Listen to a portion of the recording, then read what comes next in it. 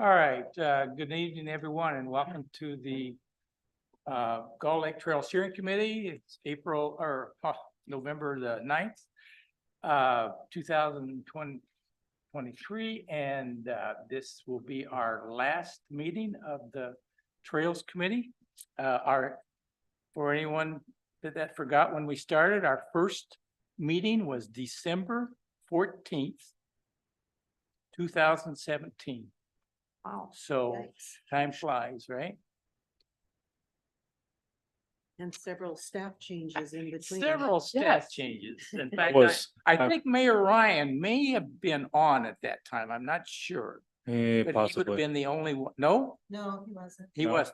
So So nobody- he came on in 18. There was another council member that was on it. Well, Kraut Kramer and Yeah. Gary Johnson were I was 2 years out of college at that time. 2 years out of college. Wow. I just learned to tie my shoe. Okay, let's talk about the agenda here. There's going to be some changes I'd like to talk about. You have in front of you three documents, the agenda notice, the one-page agenda for tonight. And then you also have two other pages. One's titled Steering Committee Recommendation to the City Council. And the other one is in a larger and a little bolder print, recommendations to the city departments. Okay, so those we're going to fit in under C, trail discussion, and we're going to call C 5C trail discussion and recommendations. So when we get to that point, we are going to discuss the fencing first, and then followed by these two city departments, and then finish with construction dates and trail maintenance under C. Okay. Okay, with that in mind, and entertain a motion to approve the agenda. So move. Second, Essa? Yes. Okay, all in favor, signify by saying aye. Aye. Okay, motion carried. Okay, the June 28 minutes, June 8 minutes. That the last time we met? That's the last time we met. That's correct. So I'd entertain a motion to accept the minutes or as amended.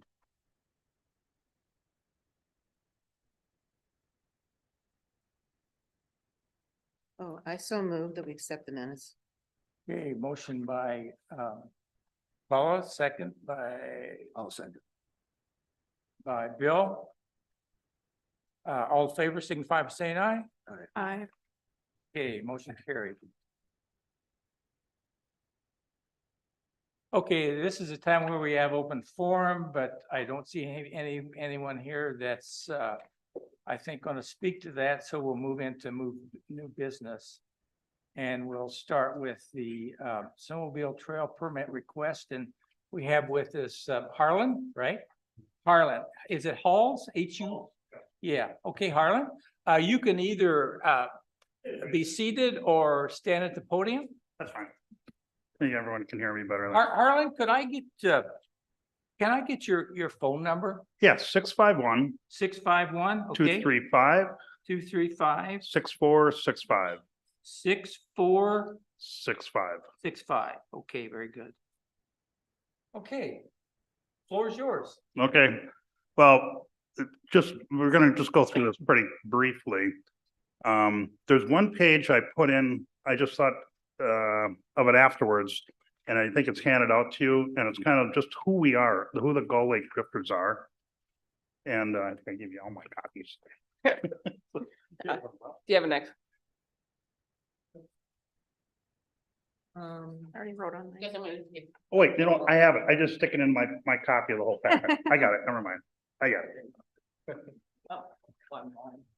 And it's not up on the screener, but basically I just wanted to kind of point out for everyone who we really are and how we operate. We're just a group of volunteers that were established back in 1967 that were a bunch of snowmobilers and wanted to figure out a way to formalize the trail system. And it was very different back then on how the trail system worked. It was just a lot of agreements. Yeah, you can go through my property, you can go over here, you know. People were just kind of riding around all over the place back then. And then over the years, they actually formalized it. In some parts, they took over old railroad beds, old roads that were being abandoned and things like that. And we're able to work out a grant and aid system where the state would actually, with the DNR and the local authorities, county and city, would actually designate where the trails would be, and they'd publish maps, and they would fund the grooming of these trails. So that's what the GIA system is. It's a network of private, public, and volunteers to develop a trail system that snowmobiles can go down. It's evolved quite a bit over the years, and now the bulk of the funding for this is given out by the state to the snowmobile clubs to maintain the trails for public use. But it is all just volunteers, that every member of our Min USA on down is all volunteers. It's not employees. We're ourselves a 401c volunteer nonprofit organization. And we have bylaws and board of directors and then also membership in it. So like I'm the president, I'm also in charge of maintaining the signs for the clubs. Again, volunteer positions, no one's getting paid. There are 12 of these snowmobile clubs in the Crow Wing County area, and that goes into the Crow Wing County snowmobile map. And of those different counties, and all comprised Min USA, Minnesota United Snowmobiles Association over the state, and it is also a nationwide organization as well.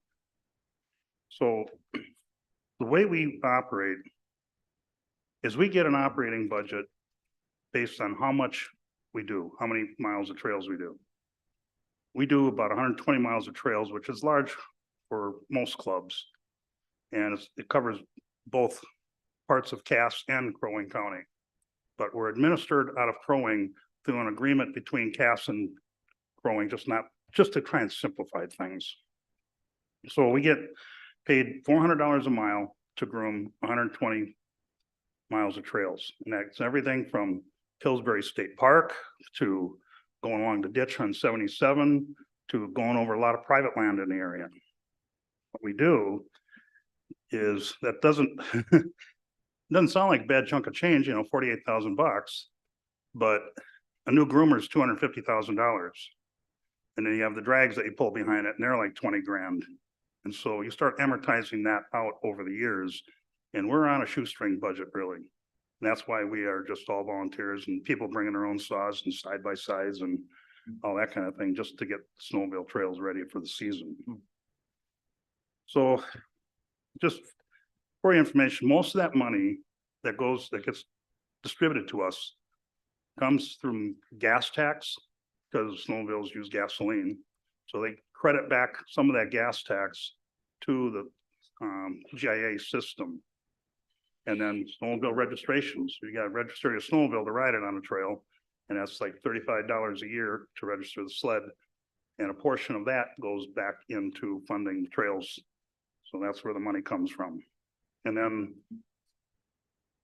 we do things like fundraisers, like if y'all would like to buy some raffle tickets, that's how we raise money. So that's the way it works. So as we looked at this trail system going into the communities, there was quite a few people who said, well, we're going to groom those trails, aren't we? And I said, well, it depends on where it is. Because if it's in some parts, it's on a trail we already had established. And so we're not going to all of a sudden not groom that part of our trail. So we said, yeah, we will groom that part.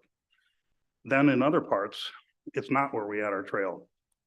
One of the most difficult things the snowmobile club has is maintaining a trail system where the trail keeps moving. Someone buys George's house and he doesn't want the trail. So all of a sudden we gotta find a reroute. So we gotta figure out how we're gonna go around and connect our system without that piece of land in between. Hmm. And every year we wind up having to change the trail. Cause new landowners or an existing landowner has had enough with people going off the trail, riding around in his backyard. And then he just said, nope, no more trail. So we gotta find a way around. So as I look at this, and I haven't been with this club that long, I see this system shifting from private land to public land more and more every year. It's just, they keep on losing the land. Someone's got 200 acres, they sell it to a developer, it's split up into lots, you lose a trail, just the way it works. So as we look at that, I look at where, from strategically, from my standpoint, is let's look at where, if we have to do a reroute, we get on some kind of easement or public land where we don't have to reroute it again next year. So it's not as pretty of a trail when you're just riding ditches, but it's a trail. So it's just the way it is. So what we do, so that's how the club operates, and that's really the biggest challenge we have is maintaining those trails that way. So why would we want to do this trail? And as I mentioned, some of it ran right over where our trail existed anyway. So it's like we will groom that as a part of our agreement with the DNR and the county to maintain our system. And it was built with as a multi-use trail, so it is allowed for snowmobiles to go down it, and they're gonna ride it. I guarantee you that. They're just gonna ride it. Now, the changes for this location are a little different because they ran the trail up around Grandview and over to Hazelwood and down to the city to connect up. And largely, I think it was all planned for a bike trail to just come around that way and get people off of 77, which is a little dangerous in the summer especially. But that's also a problem for snowmobiles in the winter, is running down easement on the edge of the road while you're allowed to, it is more dangerous, and we can't groom it. So trying to connect sections where they're not grooming it doesn't make a lot of sense. In this particular case, probably the biggest thing that's driving us to go onto this trail is the way we connect to the Paul Bunyan now is cutting across at Hazelwood. And that's not a very safe intersection. And it's challenging enough with a snowmobile. When you take a groomer that goes 4 miles an hour getting across that intersection with a 30-foot long thing, it's a bit of a challenge to get through there without getting in an accident. So we'd like to get away from that one. And that's where we looked at. Could we go right down Colonel Thorpe, cut across where there's a controlled stoplight, and then connect into our system? And that's why I'm actually here today. If we can connect that way, we can eliminate a dangerous intersection. And that's the biggest thing for me. I do a fair amount of grooming myself for the club, and there's enough challenges without getting in an accident with a car. That's a problem. As we go down that trail, even outside of your city limits, we have been jumping back and forth across County Road 71 or other roads, and I've been trying to minimize the number of times we cross a road. That's just an accident waiting to happen. So we're looking long-term that we would probably go down this trail everywhere it would service a restaurant, if they would like to be connected, or a resort. Just connect it all up. And then that way we can stay off the roads and we can maintain a system that actually helps commerce. And if we help those guys, then they'll put an ad in our map, and then we can collect a little money to help our club. So it helps defray some of the cost. So that's our interest in it. So this section we talked about is just two pieces. One that goes around Grandview here, around Lower Roy Lake Road to the Hazelwood connection. And then the other piece is just running up 77, which eventually will get completed as well.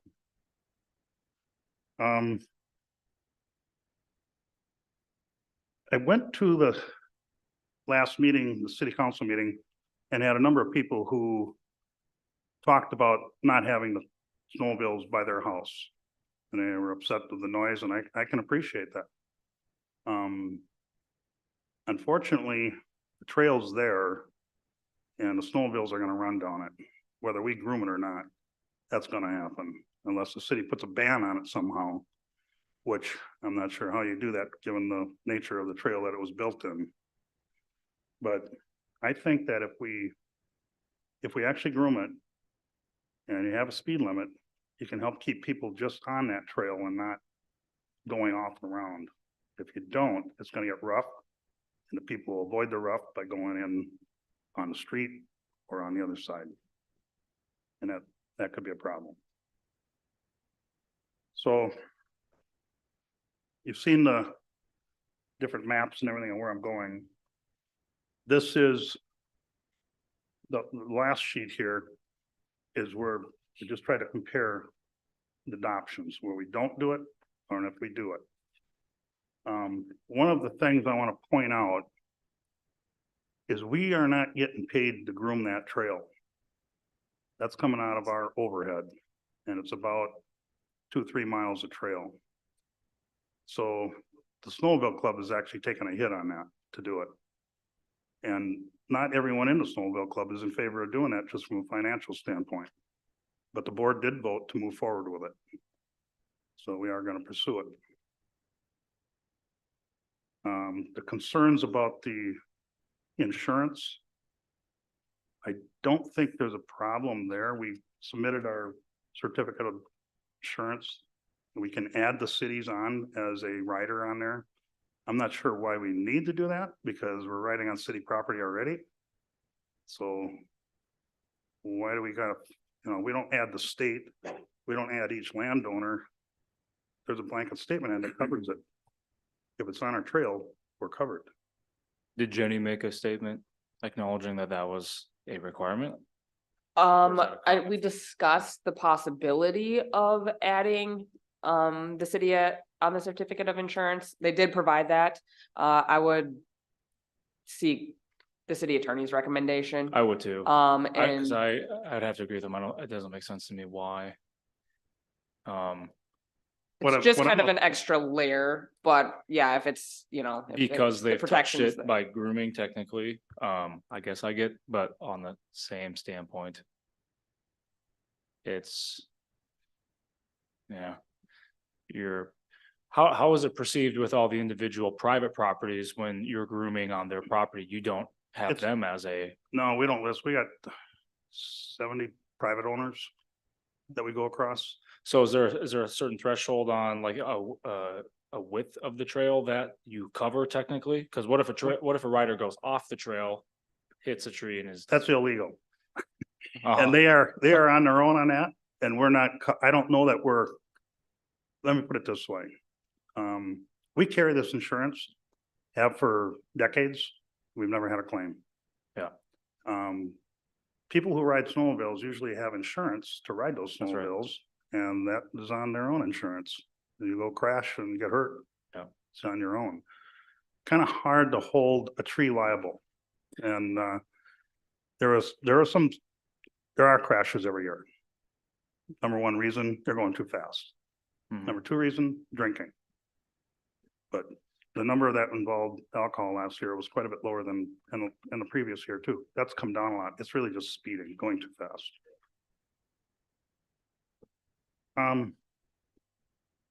We carry the liability insurance just in case. But like I said, we've never had a claim. And I know of only one club that's had a claim. And I'm not sure where that's gonna go, but we do it also to make sure someone gets hurt while they're grooming or someone gets hurt, that way we run into a sled runs into us, that kind of thing. We've been fortunate not had that happen. Sleds run into each other, sleds run into trees and whatever. But we've never had a claim on it. Now, if we add the city, are we gonna have to delineate where we're adding the city? Because this isn't in this law, but we go through Fritz Levin Park, we go through Pillsbury State Park. We don't add all these entities that own public lands.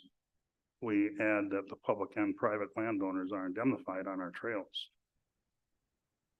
So I'm not sure why we want to do that. So out of curiosity, with knowing your limited operating budget, when you have to reroute a trail and there's signage involved, who covers the cost of that signage? It's kind of shared between us and the DNR. DNR will provide the signs free of charge. Yeah. But we have to go buy the signposts and the hardware and put them in. Okay. Right. I got a question for the city, for the steering committee.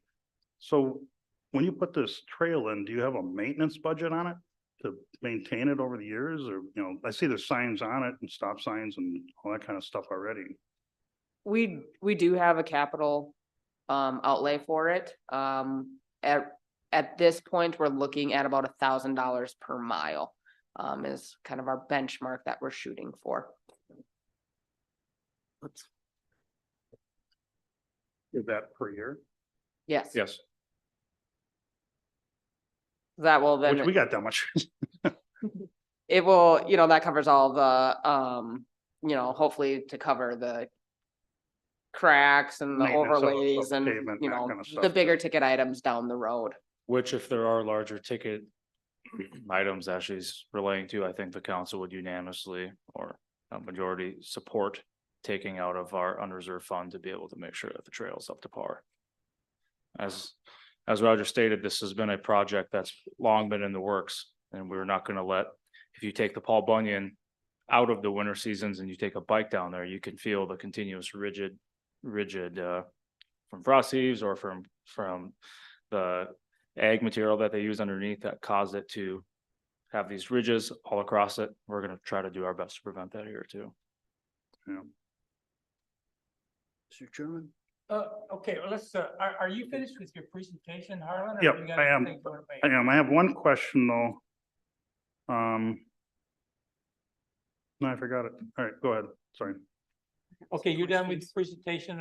We'll get into a question and answer period now. Yep, I'm done with the Okay, presentation. very good. Bill, you have a question? I'd like to actually make a fairly long comment. We're talking about a new trail system.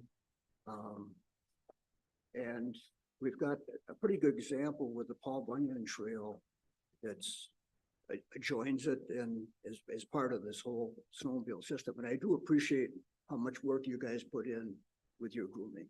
I think, for the snowmobilers out in the rural areas, I think it works really quite well. Problem is we're getting in here to a very tight, probably the most dense urban area of city of Nisswa. And I think when we look at that, I think we can look a little bit at our own personal experience. I live between Clark Lake and the Paul Bunyan Trail. We've been there for 44 years.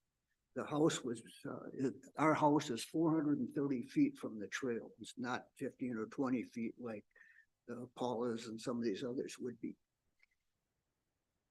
I think because it's also down in a cut area, or definitely, it helps to keep the noise down from our perspective. But our only road for the 11 or 12 homes that are back in that cluster crosses the Paul Bunyan Trail. That's our only way in and out. It was agreed upon with the DNR when they put the trail in that the trail traffic would be stopped so that we could take our road traffic across with the right of way. That's kind of a joke because in the winter, nobody stops. We moved into our house, the trail corridor was still a railroad. A couple of trains a day. I was glad to see that go. It was abandoned then for a few years, and during that period of time, the snowmobiles and ATVs pretty much took over it and were just running random. Then the DNR bought the right of way from the railroad and decided to build a state trail. We were one of the early sections that got paved as far as the overall state trail, 100 and some miles long. Within a year, you could see damage occurring down the middle of that trail where the studs on the snowmobiles were starting to dig into the asphalt. It was the only motorized traffic that was on that trail. In other words, so we've got a trail system with machines that were designed to go cross country working on top of a paved surface. It's got a problem. That groove down the middle got worse over the next 3-4 years. The DNR was measuring it, and they decided to come out and overlay it and rebuild the trail system. And at that time, then they also took the snowmobiles off as much of it as they could. They put them down on an adjoining route so that they were not up on the asphalt. They used the DNR's damage account to build that overlay. Now, that damage account is something that comes out of the snowmobile licenses, and the DNR controls it, and they are the ones then that decide when or when not to use it. It would be on their own, their grant aid trails, as far as I'm aware. The current Bar Harbor to Paul Bunyan trail system, which comes in quite close to our house, runs pretty much 24/7 as far as time goes. There's no limit on hours. On weekends, I'd guess there are hundreds of sleds that use that per day. And on the peak weekends, I'd guess it comes close to 1,000. I'm just guessing a little bit, but as we come in from the highway, or actually when we cross the highway down by Hazelwood, when we come back in and go in on Clark Lake Road, we pass that trail, that incoming trail, 2 or 3 places. Now, you can kind of see the sleds. There's 3 or 4 here, there's 8 or 10 there, there's a bunch of them sitting here, so forth. They're all over the place. So we're now talking about moving, and if we designate the route that you're suggesting from 77 up back through following the Gull Lake Trail now, past the Cove area, down Hazelwood to the crossing that you'd prefer, we're talking about moving that traffic onto that section. It might say, well, it's going to be there anyway, but if it's not groomed, it's not going to be there to the extent that it would be if you designate that as the route to get to downtown this way. So here's some of the experiences that we've had with the snowmobile in our area that we would be looking at being transferred, or not necessarily transferred, but duplicated on the coming in on the Gull Lake Trail as it comes in, as it's built. First of all, the groomer fills our road with hard packed snow every time he passes during the night. It makes it really difficult to stop, and we need to stop because the sleds keep wanting to run on through. The deep snowpack turns to ice and then melts in the spring, and it got so bad a couple of times that we had the mailman refused to bring our mail in. We had to go to the post office to get our mail. I'm sorry, he refused because of the. Because bridge? they couldn't get across. Oh. The Got driver it. that delivered our mail couldn't get across the trail to get back into our mailboxes. And I drive a 2-wheel van, and we had a terrible time. You have to back up and make sure there was nobody coming, and take a shot to get over the hill and over the trail and back out to the road. I'd estimate about 95% of the sleds did not stop or do not stop for that, those stop signs. And I would also say that about 50% of them don't even slow down. They just, you hear them coming and you just get out of the way.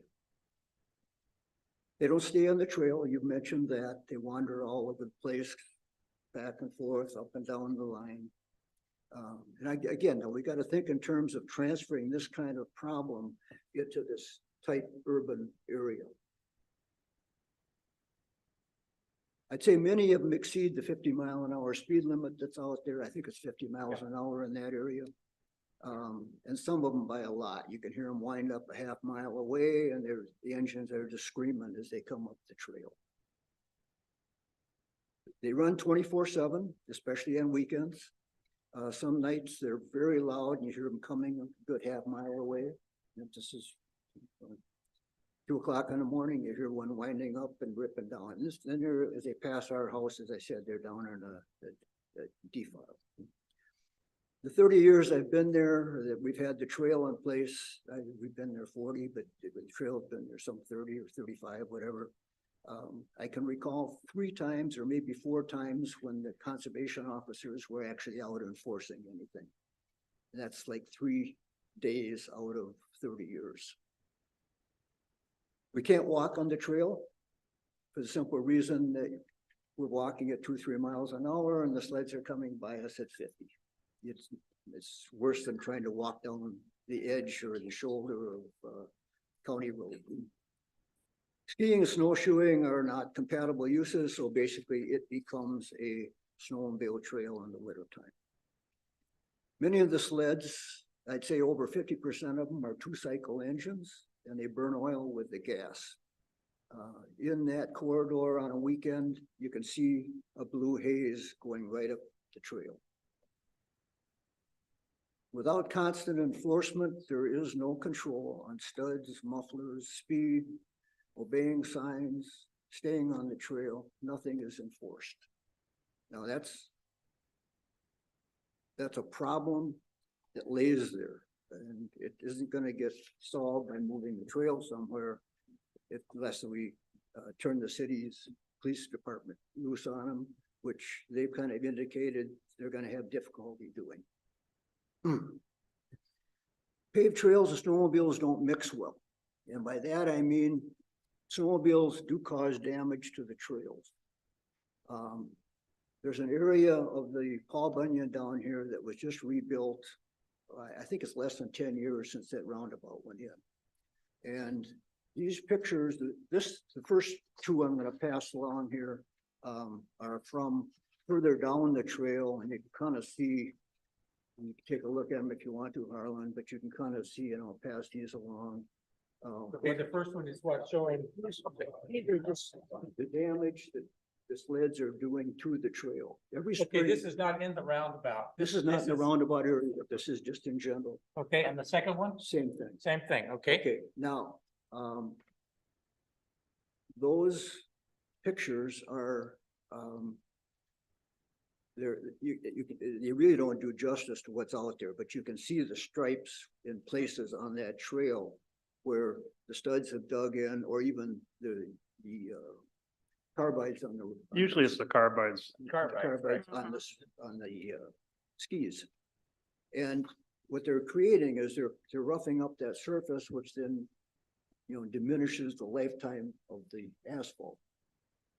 So what you get into then is in the spring, you go out and walk there and you'll see the surface is covered with little fine chips of black asphalt. It's been chipped up by those machines running when there wasn't enough snow for the studs to be up in the snowpack. They were down on the trail. But then when we get up next to the actual area that was rebuilt right down here at the roundabout, this is a picture of the curb, what is done to the concrete as you come off of the trail, because now the county plows County Road 18. So when they cross the trail, across County Road 18, when they cross County Road 18, the sleds are digging into the surface. Bill, just to hang on. Okay, so let's clarify the picture now. The whiter portion Is concrete. is concrete, and this is the darker portion. That's a piece of this, which is another. Okay. When I just look up a little bit higher, Okay, you got pass that along. And you can see on that one what the damage has been to the asphalt right on the Paul Bunyan Trail alignment. Okay, so now if we replicate this onto the new Gull Lake Trail, we're looking at every driveway crossing. We're looking at every concrete apron that's built on the trail down to lead to those crossings. We're looking at all the city street crossings. We're looking at, probably over a 20-year period, we're looking at tens of thousands of dollars worth of repair that's caused strictly by the snowmobiles. Now, the picture's the last one in particular that I passed along. There's no other traffic coming off of the Paul Bunyan that would create that kind of damage. It has to be coming from the snowmobiles. So this is a problem. I think we can expect this damage to all of these locations. If the city is going to get into, accepting grooming, which is going to draw the Bar Harbor traffic onto this new section of trail, then I think we need to be thinking more in terms of a damage account that the city would hold, like the DNR does, that would protect and pay for the damage that is going to accrue. And it's accumulated, small every year. It just, you don't, I mean, it's not a 1 year, it accumulates, right? It accumulates as you can see in that one last picture I passed, with all the patches that the county has had to put on that crossing, that one. Those patches, there's like 3 different ages of patches that they've had to do right in that corridor where that trail crosses. And so this is something that just is ongoing. It's just constant. Okay. So I think we have to, consider that. I think there is an alternate. I think you could consider continuing right on down County Road 77 to the Sportland intersection. At that intersection, you've got gas. We no longer even have gas available in downtown Nisswa. You've got gas available, you've got fast food available down there, you've got light for crossing, and you could go across on 77 and come right north along the frontage road and hook into the current trail system that you've got. So go on the east side of Or 77. continue down 13 to where it crosses at Lake. Yeah, Hubbard. you cross it from 77 over to the 13 side and then come north along the frontage road.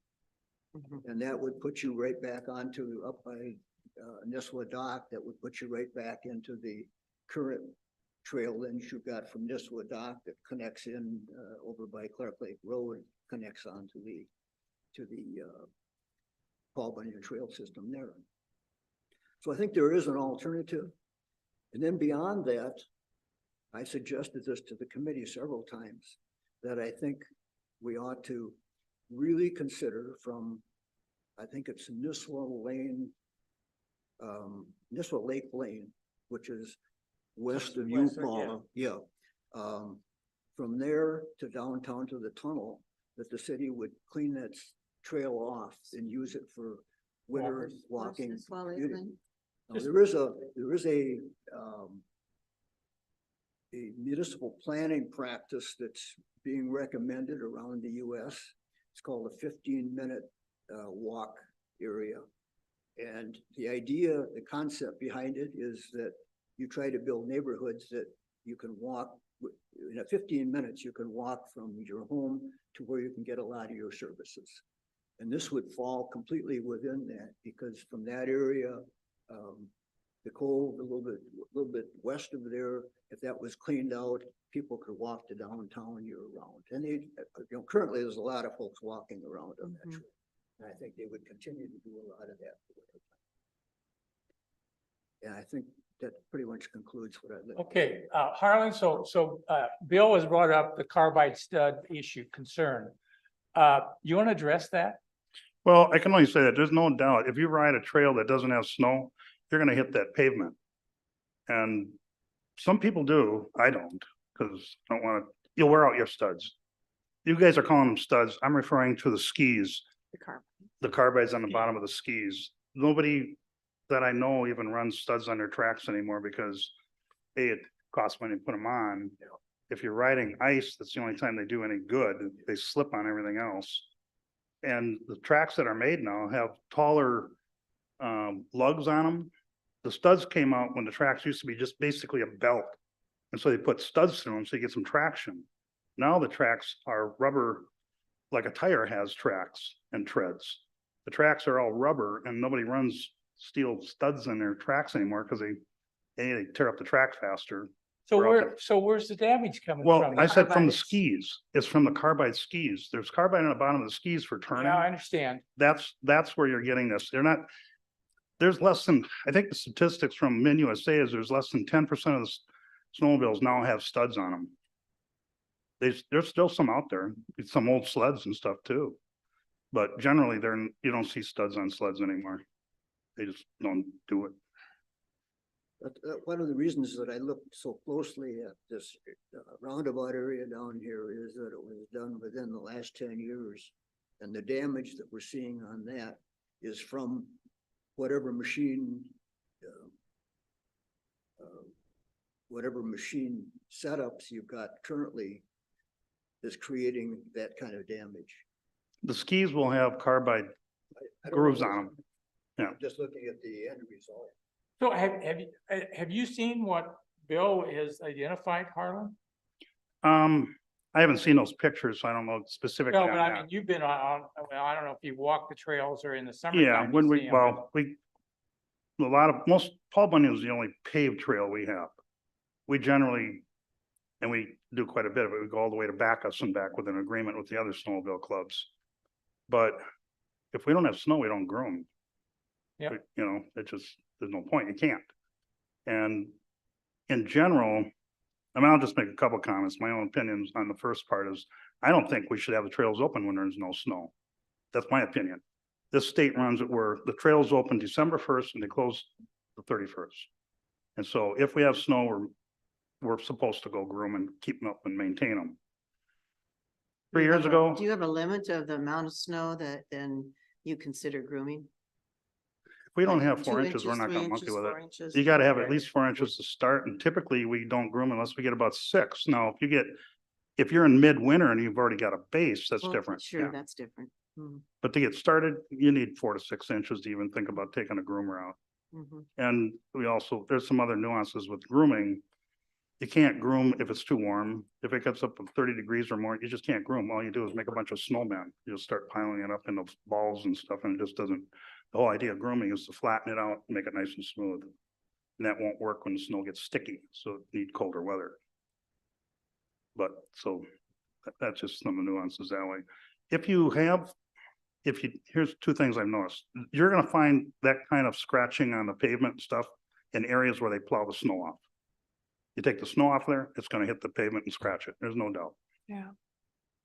But if you have nice hard pack of snow, you glide right over it.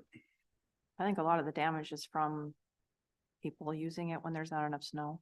Yep. And unfortunately for you guys, you have a lot of bad actors in your group, not in your not Yeah. in your drifters, but The people that are people- coming to our community Yeah, the people that and come, ruining it for everybody, which is really unfortunate. yeah, we have about 90 members. And I can't think of anyone who's a member who will go out and ride when there's no snow. You They're guys just- do a fantastic job grooming. We snowmobile. I mean, it's great, but I live across the road from Bill, so I know at 2 a.m, you can hear those snowmobiles screaming down the Paul Bunyan Trail and you know they're not going 50 miles an hour. And a lot of times it's their first snow when there's 2 inches of snow on that trail. And you're laying in bed thinking, oh my goodness, you gotta be kidding me. So And you're a quarter mile away from. I'm a the quarter trail. mile, a quarter mile away from the trail with woods in between and I can hear the snowmobiles at 2 a.m.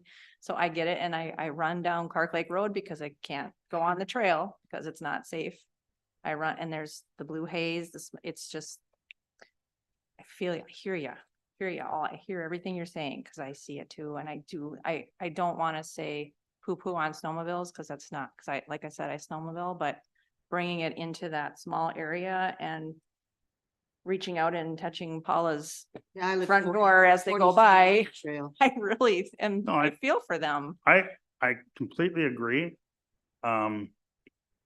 I'm not the only advocate that wants this thing done. I want to change that intersection and I agree with alternatives would be great, but I want to go to a controlled intersection. I don't like going across in the middle of uncontrolled traffic on a curve with a 60-mile-an-hour speed limit.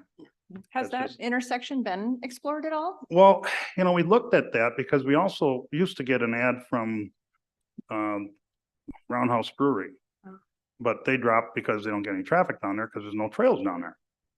And so we looked at trying to go down that way, but it's really not very conclusive, at least to the south. Looking at going north and connecting to the existing system is something we can take a look at. Mhm. We will still continue to go all the way to this holiday station. We groom that now. to the Holiday Station on the south side of 77. And then we go down the east, or I'm sorry, the west side of 371, all the way down to Gull Lake. And we have a trail that runs all the way down that west side of 377. Get my directions right. You're right. The west side of 377, south to Hole in the Day Bay. And it comes and it runs all the way up to the Holiday from there. So people can come up that way and then cut over down 77 and go off that way. But we're trying to connect the Paul Bunyan. That's the issue. So we gotta find a way across to connect to the Paul Bunyan. Right now, the way we're doing it, I'm not real happy with. I inherited this. I became president this year. And I'm trying to fix this thing. So Okay, Paula, you have some questions? Yeah, I have some questions and comments, I guess I'd like to just make it. I won't reiterate what Bill has said because I consider him and Tessa who live on there, I've seen the damage. So I live on the corner of Lower Roy Lake Road and Cove Trail. My dining room is 40 feet from the new trail. you're the one that getting the headlights from the cars coming through there too? No, I don't think so. Okay. And there has been a lot of use on the trail. It's been wonderful this summer, you know, even though it was a hassle while it was being built, that was certainly worth it for the benefit that the city is and the people are getting out of it. And there's a tremendous amount of use, but I guess I come at it more from the perspective of the residents who live along there.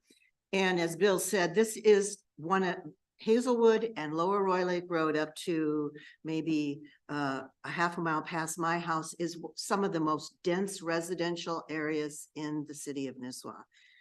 And so there's a lot of concern about the citizens. You heard them at the meeting and you will continue to hear from them about speed. You know, if you groom the trail, there's no question that they will travel at a faster speed. And the trail is posted at 20 miles per hour now. But the police have already said that this is almost impossible to enforce. Bill has said the DNR doesn't come out and really enforce it. So, you know, we're not enforcing higher speeds is going to be a persistent problem. And it's just going to lead to being a super lane highway along people's residential homes. And there are people along Hazelwood that are even closer to the trail than I am.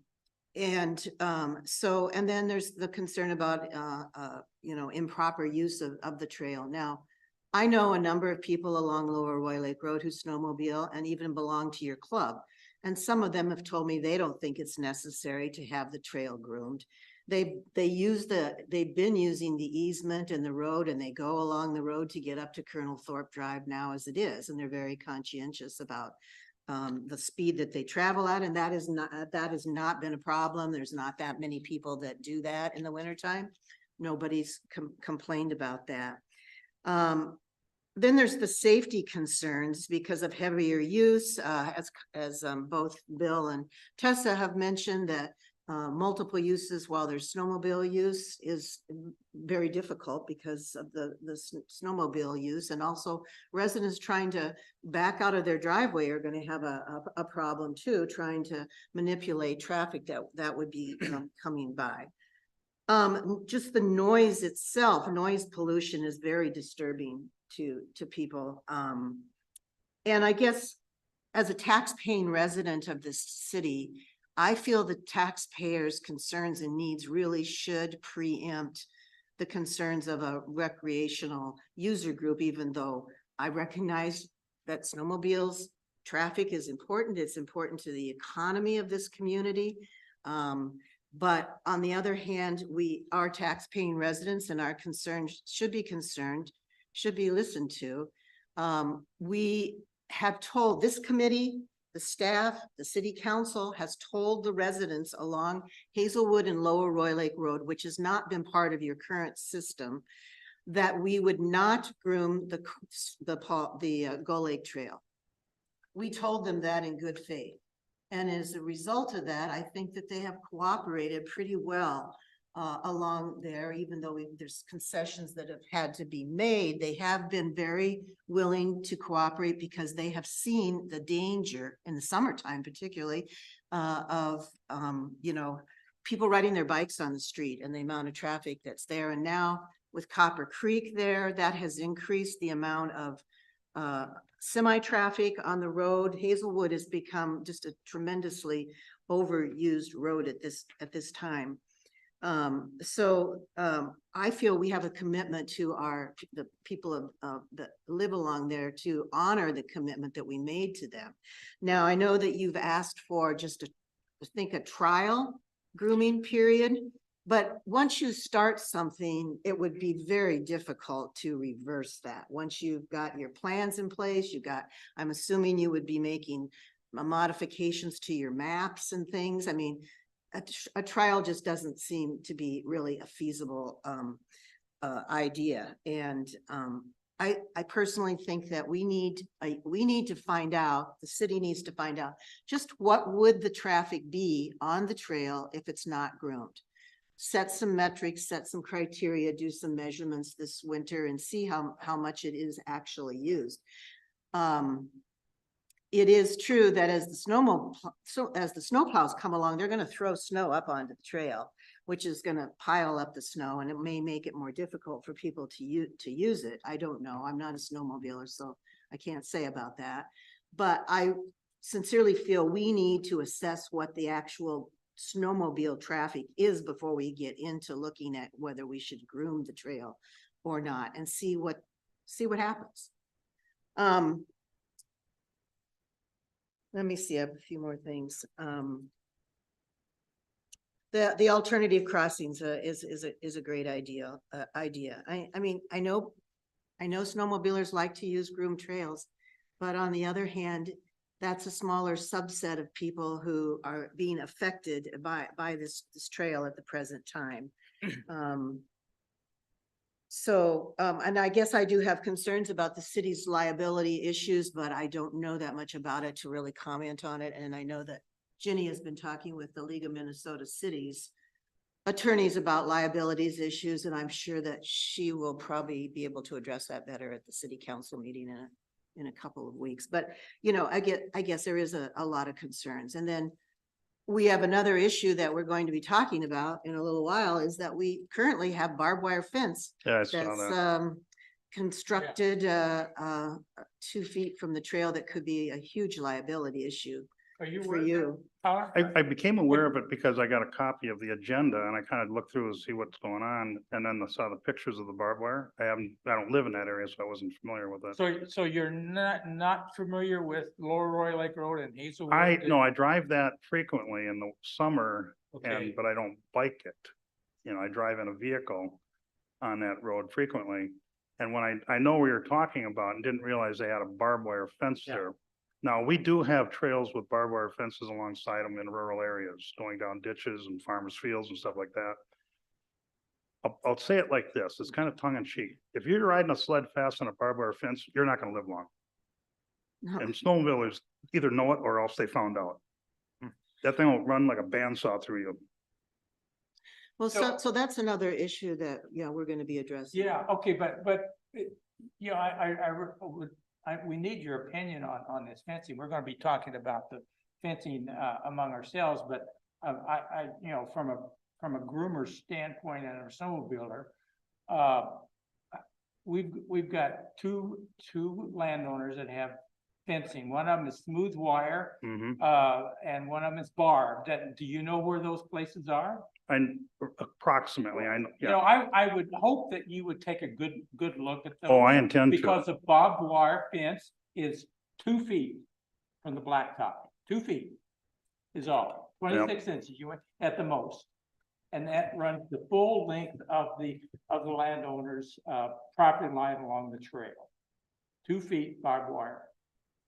How do you feel about that? Like I said, I don't like barbed wire in general, and we have other parts of our trail that have the same thing.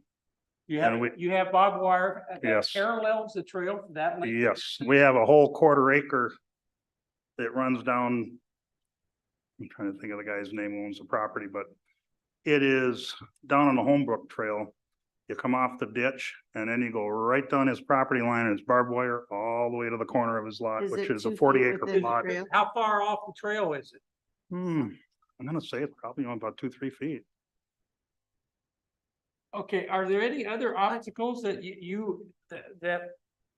that concern you on this? I mean, is that a concern? Oh, it is for me personally. No, I don't meant like from them. the club The group. club, you know, we live with it. We groom, we don't groom to the barbed wire. We groom the trail and that is not a part of the trail. It's where the bankments are to the side.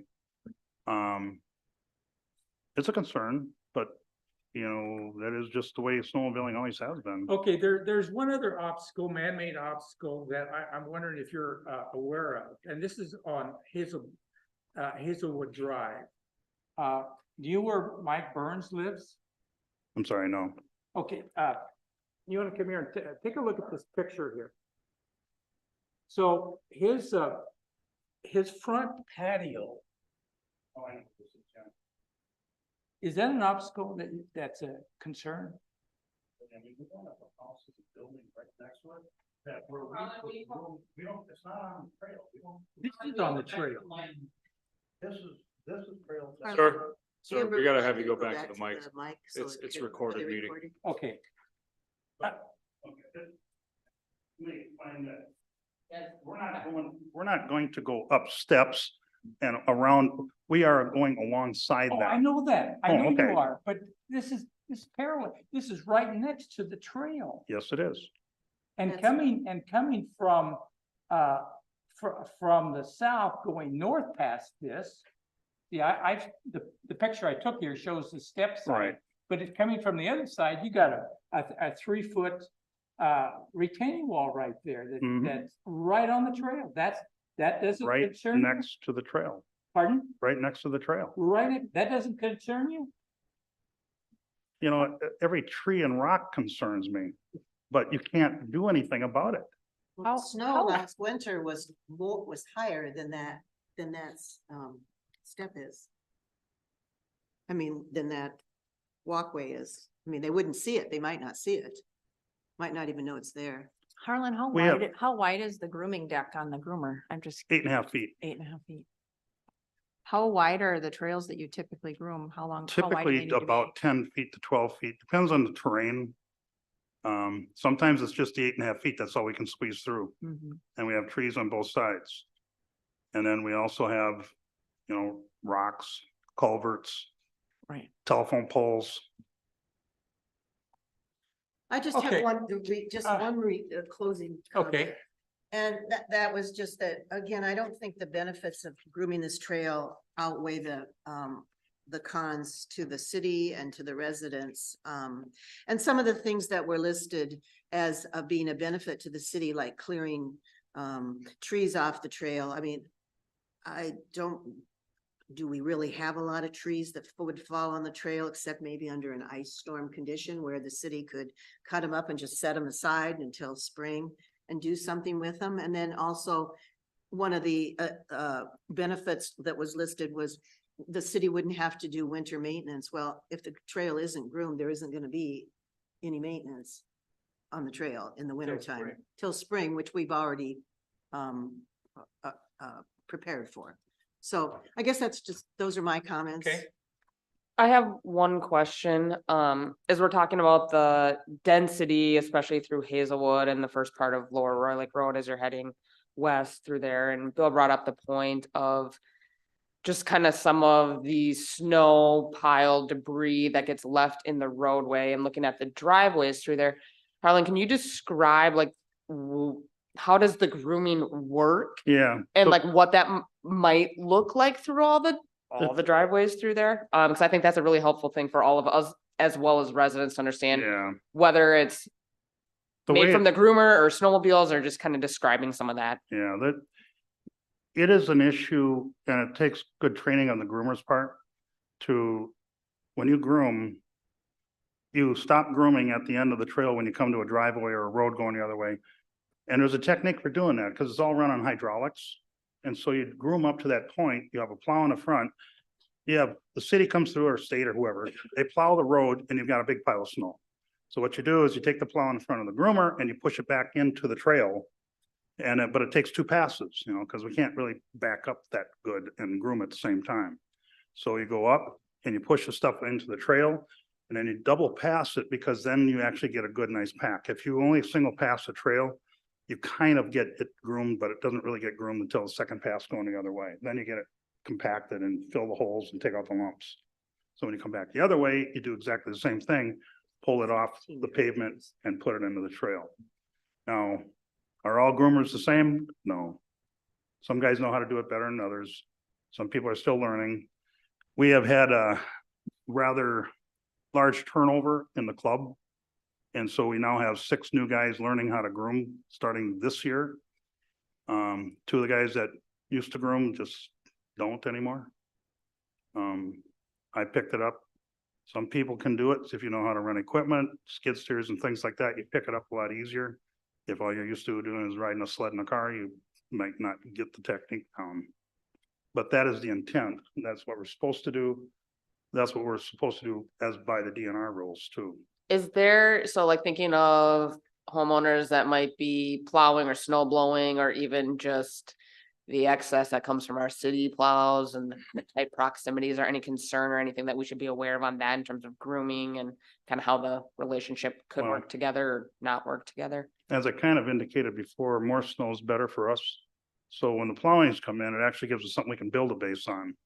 When there's, light snowfall and a low snow year, we're looking for places we can grab the snow and we're trying to groom so we can build it on the trail.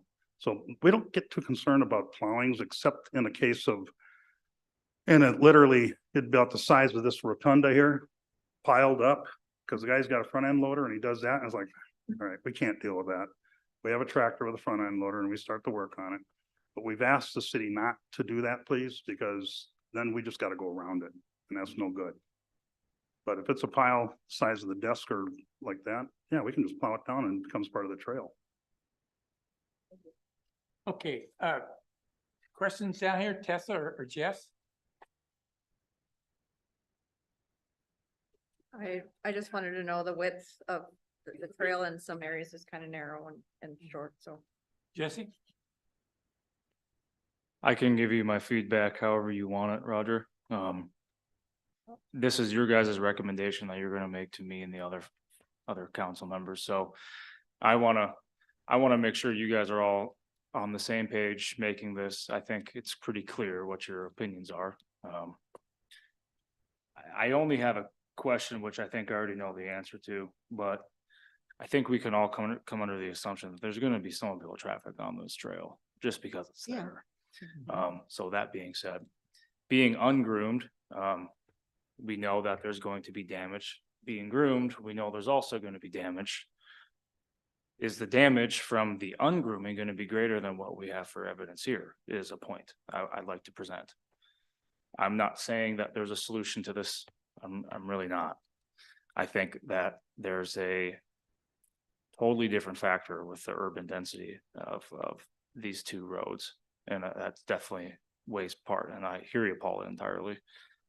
I wouldn't really want that going through my backyard just because of where I live. I wouldn't want it, but I live on Gull Lake. I hear it. I hear boats going by. I hear Andy Anderson's monster boat go by all the time. It just is what it is. Kind of comes with the territory in which we live in. But I just sense that if we go a 1-year trial period of not grooming, that we may come back to a consensus where something could arise where we may elect to go towards grooming after this committee is dissolved. And that needs to be a reality. I hope for all of you that we may be asking them to groom this after the fact, after we're telling them to not groom it.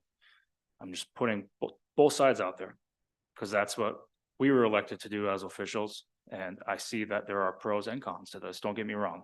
I have read all of your emails and I've had a few discussions with Roger via email about some points that I asked and want to get his opinion on. So that's my only remark I'll make on it, but I respect all of you. Roger. Thank you. Okay, Good comments. Bill? Just to address one comment, I think if this is groomed and put on maps as the route from Bar Harbor to the Paul Bunyan Trail, I think the amount of traffic that's going to be using and going by as compared to an ungroomed trail that's not designated. It's not an official trail at that point. Oh, I hear you. I think the amount of traffic is gonna be considerably greater, and I think that's where your damage is gonna come from, is Sure. that additional traffic. Yep. I mean, I think this presents a larger issue that's known, but a larger issue that's not getting attention. And it is a greater crossing. Why did the city of Nisswa develop a tunnel to go underneath Highway 371? Well, we all obviously know why. It was for the safety of those that are crossing the highway. I'm not proposing that the city of Nisswa is gonna go and bore out a tunnel for snowmobiles at some given intersections, just so they can get to the Paul Bunyan. It's recreational. But this area is recreation. And this is a leisure destination spot for almost everybody. There's not a lot of business in this area that does not have anything to do with tourism, and I'm one of those few. And I love it. But I think that we make a concerted effort to look for a diversion from the crossing currently, because I have crossed that on a snowmobile. Comment I made to Paula, I'd rather cross that on a snowmobile because I can floor it across that 371 crossing going across the subway from Hazelwood. And I'd rather not cross that in my vehicle. It's terrifying. And there were 2 accidents there this year, perhaps more that I don't know of. One required a medevac. There is the residential side of it is unfortunate. I know a lot of the individuals that have their homestead there, and there's gonna be snowmobile use. In my mind, I'm thinking of putting barricades, just like on the beaches of Normandy on D-Day down the trail, so it prevents people from riding snowmobile. We can get as creative as we want. Is it perhaps worthwhile to go the route of no grooming the first year and to try to survey what's taken place, not advertise as such, perhaps? Get a poll in the spring, once the snow's melted, of the residents that live down there and assess what their opinions are, because they're gonna be plowing their driveways. That's gonna be creating banks on both sides of the driveway onto the trail. I think you all know what a snowmobile is gonna do when it approaches those and goes back over it. It's going to burn out and burn out. We have a problem that we created in one sense or another by developing this beautiful project. So I'd rather let you all make the decision yourselves. And I know we spent an hour and 10 minutes on it, but it's important.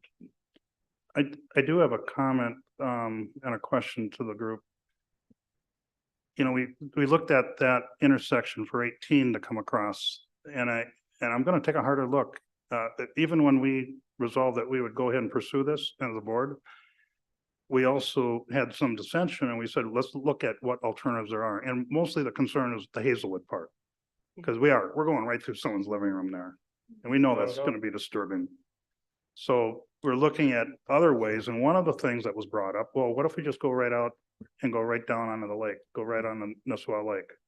And we don't groom lakes, because 14,000 pounds on the lake is not a good idea. But sleds do go that way right now. Yeah. They cut across, they go on the lake, and they take that and they go south of Roy and jump on the trail down there.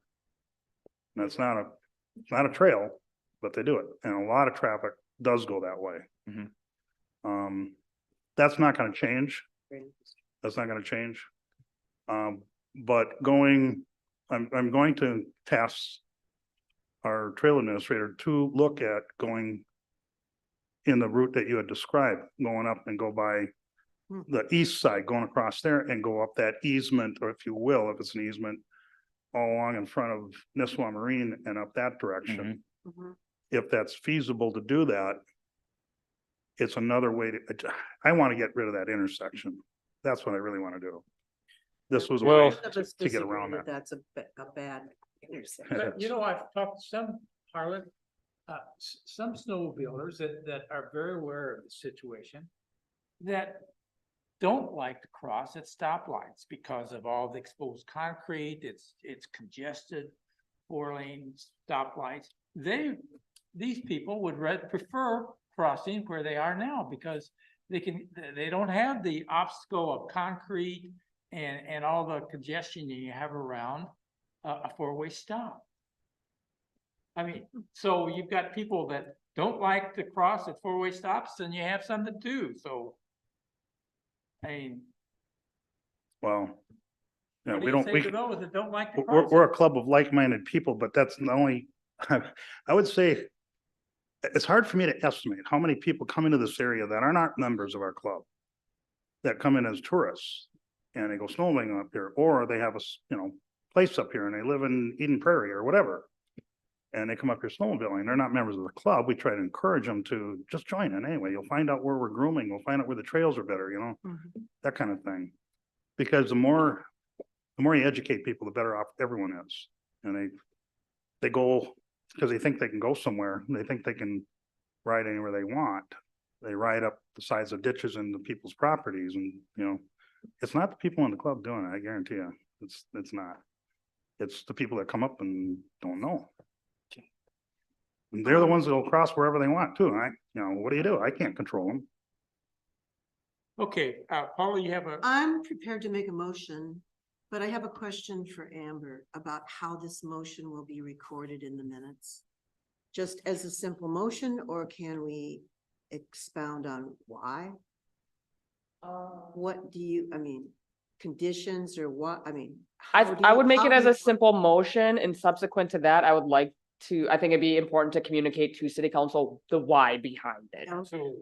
So if it, safety is not very specific, it would be things like speed or sightlines or things like Yeah. that. If you were to deny it, if you were to approve it, anything with that too, or considerations. But I would keep that separate from the motion. Just one other thing I would want to add, as Harlan was talking about, some areas are already on an existing trail. So Fairview Township has approved grooming in their areas. Lakeshore tabled it in October. I believe they have a special meeting and a council meeting coming up, so it'll be on one of those. So they are reviewing it as well. So just so you guys are That's what I'm- understanding the that's- different areas and how they're, That's what I'm responding saying. to I it. don't think we can say, yay or nay on the Go Lake Trail. We have to say a portion. But the NISWA portion goes all the way to Lakeshore We can't compare, line. There's, residential area like Hazelwood to the trail down in Fairview Township Right. Along Pillsbury Fort, where there's but no- if you say the no- NISWA portion, and you're recommending they ride along the 77, part of our trail runs along 77, so you would be saying that they couldn't ride on that either. Like, could we No, I compromise? would say Lower Roy Lake Road and Hazelwood. Right, that's Yeah. why I think we should put that, if a motion, Yeah. we should put that into the motion. Because, yes, eventually. Because it can cross, well, then you're crossing 77 again, but regardless, man. yeah, so I would just make the motion for just to for be those two. a clear recommendation to city council. And then if there's any explanation you guys want to give, as well as any metrics that you want tracked as we evaluate groomed or ungroomed, first year, second year, third, like we have the trail for 30 years. So just if there's any additional You want that information, to be part of the minutes, or you want us to just send it to just you? just a simple dialogue. If there's any, I asked for any ideas on metrics that could be tracked, especially in these first initial years. Okay, Okay, Harlan, do you have any other comments, any final comments you want to make before we, No, I think you guys, what you're saddled with, and you gotta do what you gotta do. well, Okay. Thank we you. appreciate Thank your- you so appreciate much. you Right. coming time on. Thank you. and your Yeah. concern and your willingness to look at Well, alternatives. Okay, I will say this as a final closing comment, whatever you decide to do, I understand the concerns, especially along Hazelwood and that section of the city that is, it's right in their backyard. Yeah. I would like to, in the future, I'm gonna be president for 3 years anyway. In the future, with anything we do with the trails within the city, if there's a concern, please bring it up to me. Okay, so we can address it. I want to work together with this, not in some kind Sure. of, Yeah. I want everyone in the city to be happy and not be hating snowmobiles. That's not gonna do any good for us. That No. doesn't fly well. Thank So, you. Thank you very much, sir. All right, thank you. Harlan. All right, Okay, so, we have a motion. I would like to make a motion that this committee recommend to the City Council that the Hazelwood and Lower Roy Lake sections of the Gull Lake Trail not be groomed this year. Okay, I'll second. discussion. So you don't want to articulate and just make some bullet points on why?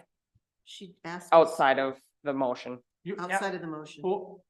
well, I don't quite understand. I mean, what's wrong with putting reasons in, the justification for denying it? And here are the reasons why: speed, promise to, commitment to, property owners, and noise. Those are And mainly the concerns, right? Yes, I mean, I personally and- think they should be included and- too, because otherwise we're not really giving much directive to the council. Well, essentially, when there's a recommendation made from a committee like this, there will be a straight motion, just like you just presented, which is good. And then there'll be supporting evidence after it, so it'll be in our meeting, it'll be in our agenda. We'll be able to, and we do, I hope, I know most of them read everything supporting, the reasons why. Well, we can give you simple reasons now, but we can also submit to you some of the comments that we've just made. Yep. Well, those are on record anyhow. I mean, Yeah, okay. we're being transcribed. I mean. So how do you want it, Amber? Because we have a lot of other stuff to cover. I would like the simple motion. And then within our discussion, you guys can just list out your supporting reasons. All right. So we're in discussion right now. We have a motion by Paula We have a Right. second by and Bill. a second by Bill. Supporting reasons here in the discussion I have is speed, commitment to the property owners that has been made, as well as noise concerns. And safety concerns. What do you mean by safety? Well, it's, if snowmobiles are using it heavily, there would be no other uses that would be appropriate. And safety for the residents pulling out of their driveways. Yeah, Noise and damage to the trail. yeah, Bill's said damage. And the draw of additional traffic if it's groomed. My feedback on this, I think that'll be sufficient. Yeah, Okay. Honestly, I okay. do. And also that we are recommending that we do some observing during the first year and see what happens. See Yeah, what's in it. that's a separate. Okay, We've got Okay. we've got enough. We've Okay, given you the can call the motion question then. and the reason why. Okay, so any further question that we haven't discussed?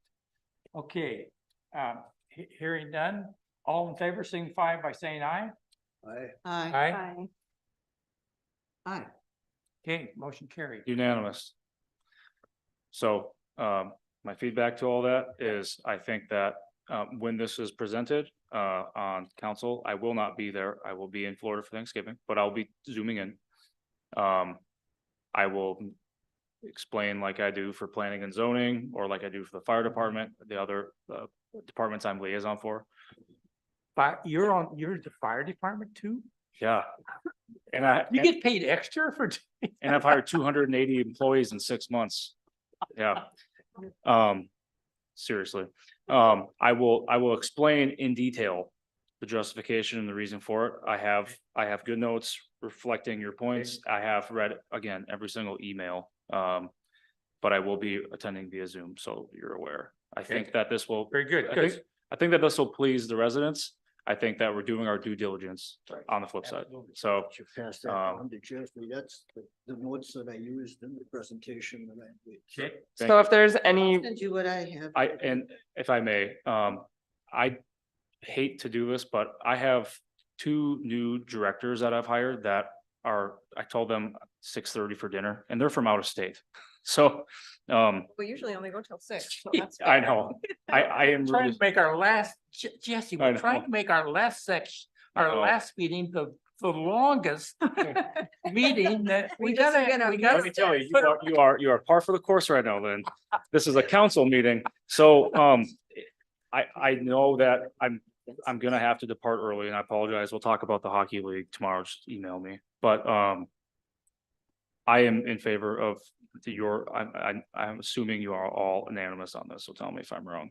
I'm in favor of the golf cart ordinance amendment. We already have it on the road. They Oh, don't need yeah. to be in the there.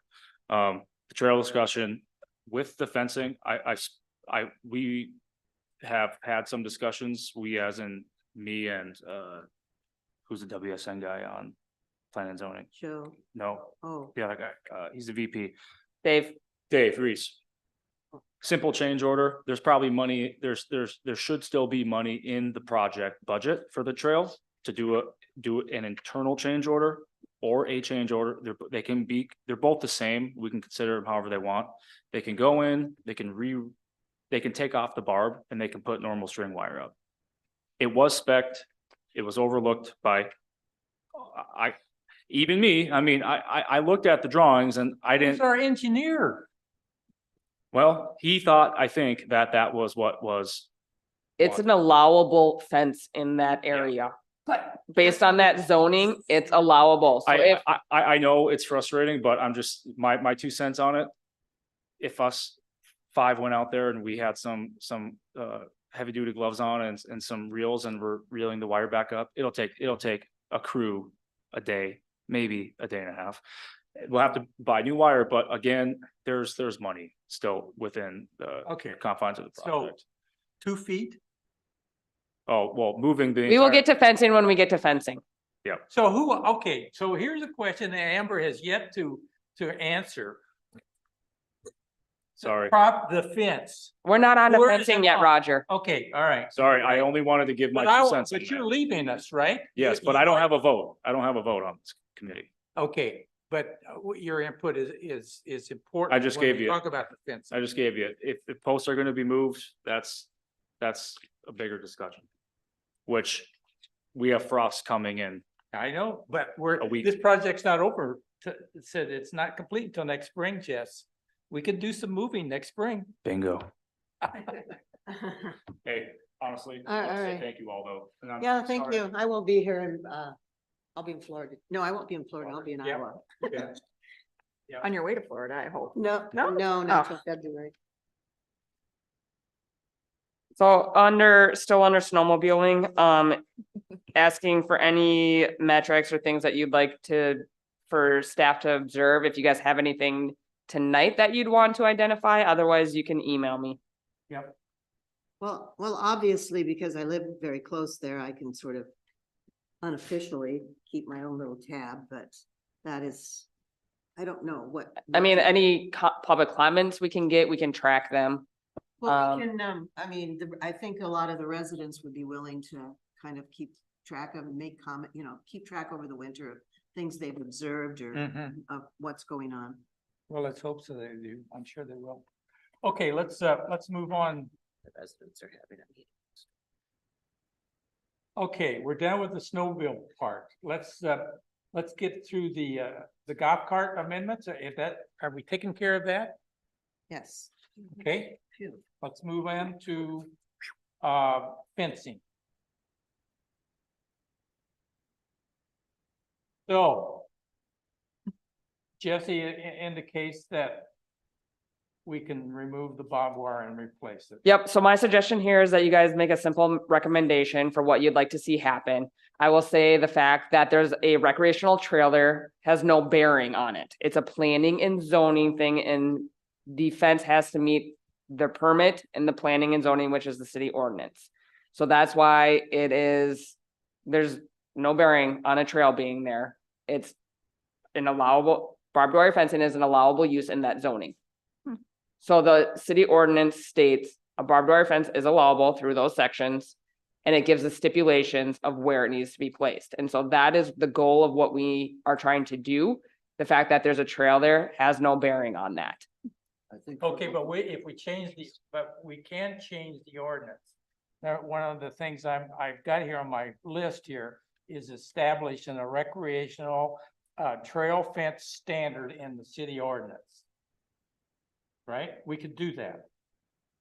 Because we've got other trails coming up in the city. It sounds like we want to put trails on some of the streets too. So I think if this city is going to do more on trails, we need to look at the ordinance and make sure that it's synchronized with recreational use, and and I think we should, well, okay, so that's one of the recommendations I'm gonna make here in these recommendations, is establish a recreational trail fence standard in the land use ordinance. Yeah, so specific to the issue of right now, the project is not gonna be finalized this fall.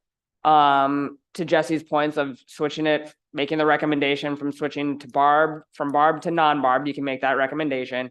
If you'd like it to be pushed back from the trail, then that will likely take place in the spring. Okay, Well, So, just a question, Amber. So is the fencing like down where Yankee's property is it in the city's easement or is it on his property? Because there are stakes that are behind where the fencing is. and that's part of why, where we get into the engineer and the city planner and planning and zoning. So the city ordinance reads, a fence can be put 1 foot off of the right of way. So we need to go through and make sure that re-identify where the right of way is and make sure it's properly placed. Okay, I think, Bill? I think we've got another aspect we have to look at from a trail user standpoint, which is where we're basically coming from. We've set up a dangerous situation and the city built it. I mean, you run into a barbed wire fence and you're moving, you're gonna get cut up badly. I've been there. And I think the fact that the city built it, I think whether it's on private property or a temporary easement or however, I think, there's a liability here. That comes back to the city. And and even from the safety standpoint, you're sitting here with a situation where you're creating a hazard. Is it logical to leave it? And I say no. I think it should be at least smooth wire, and even the fence posts are a concern. If you were to ride, you watch these little kids on bikes, and they're all over the place. One of them runs into it, they're gonna hit one of those fence posts if it's 2 feet off the edge of the trail. If you was like down here just south of the roundabout, there's a wooden fence that would be state built, wooden slats that run horizontally. You run into that, you're gonna slide along the fence and maybe get a sliver. So what would you guys like to recommend? okay, here, I'm gonna we've got some recommendations here that we need to get through. So I'm gonna move through my recommendations. The second one, okay, I'm going to move that the barbed wire fence be removed and reinstalled with smooth wire fencing. This will be on the Yankee property. That's my motion. I'll second. Second by Bill. Further discussion? Okay, hearing none. All in favor, signify by saying aye. Aye. All opposed? Motion carried. Another motion.